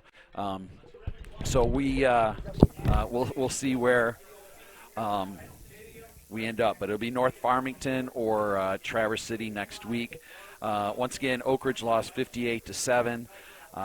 The Muskegon East Grand Rapids score, last update I had, was 24-0, and Montague won big, 41-16 over Montrose. So, if you're good,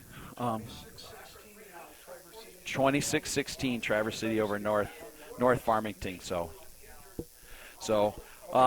for those of you at Sailor Nation, I'll let Nick sign us off. But thank you. It's been a pleasure calling, and we'll be back next week, that's for sure. Thank you. Just got to call. Yep, thanks, Steve. And first of all, great job. All the work that you do is just incredible. Love to have you on, Noah, as well. Hey, just got a call from my son down in North Carolina.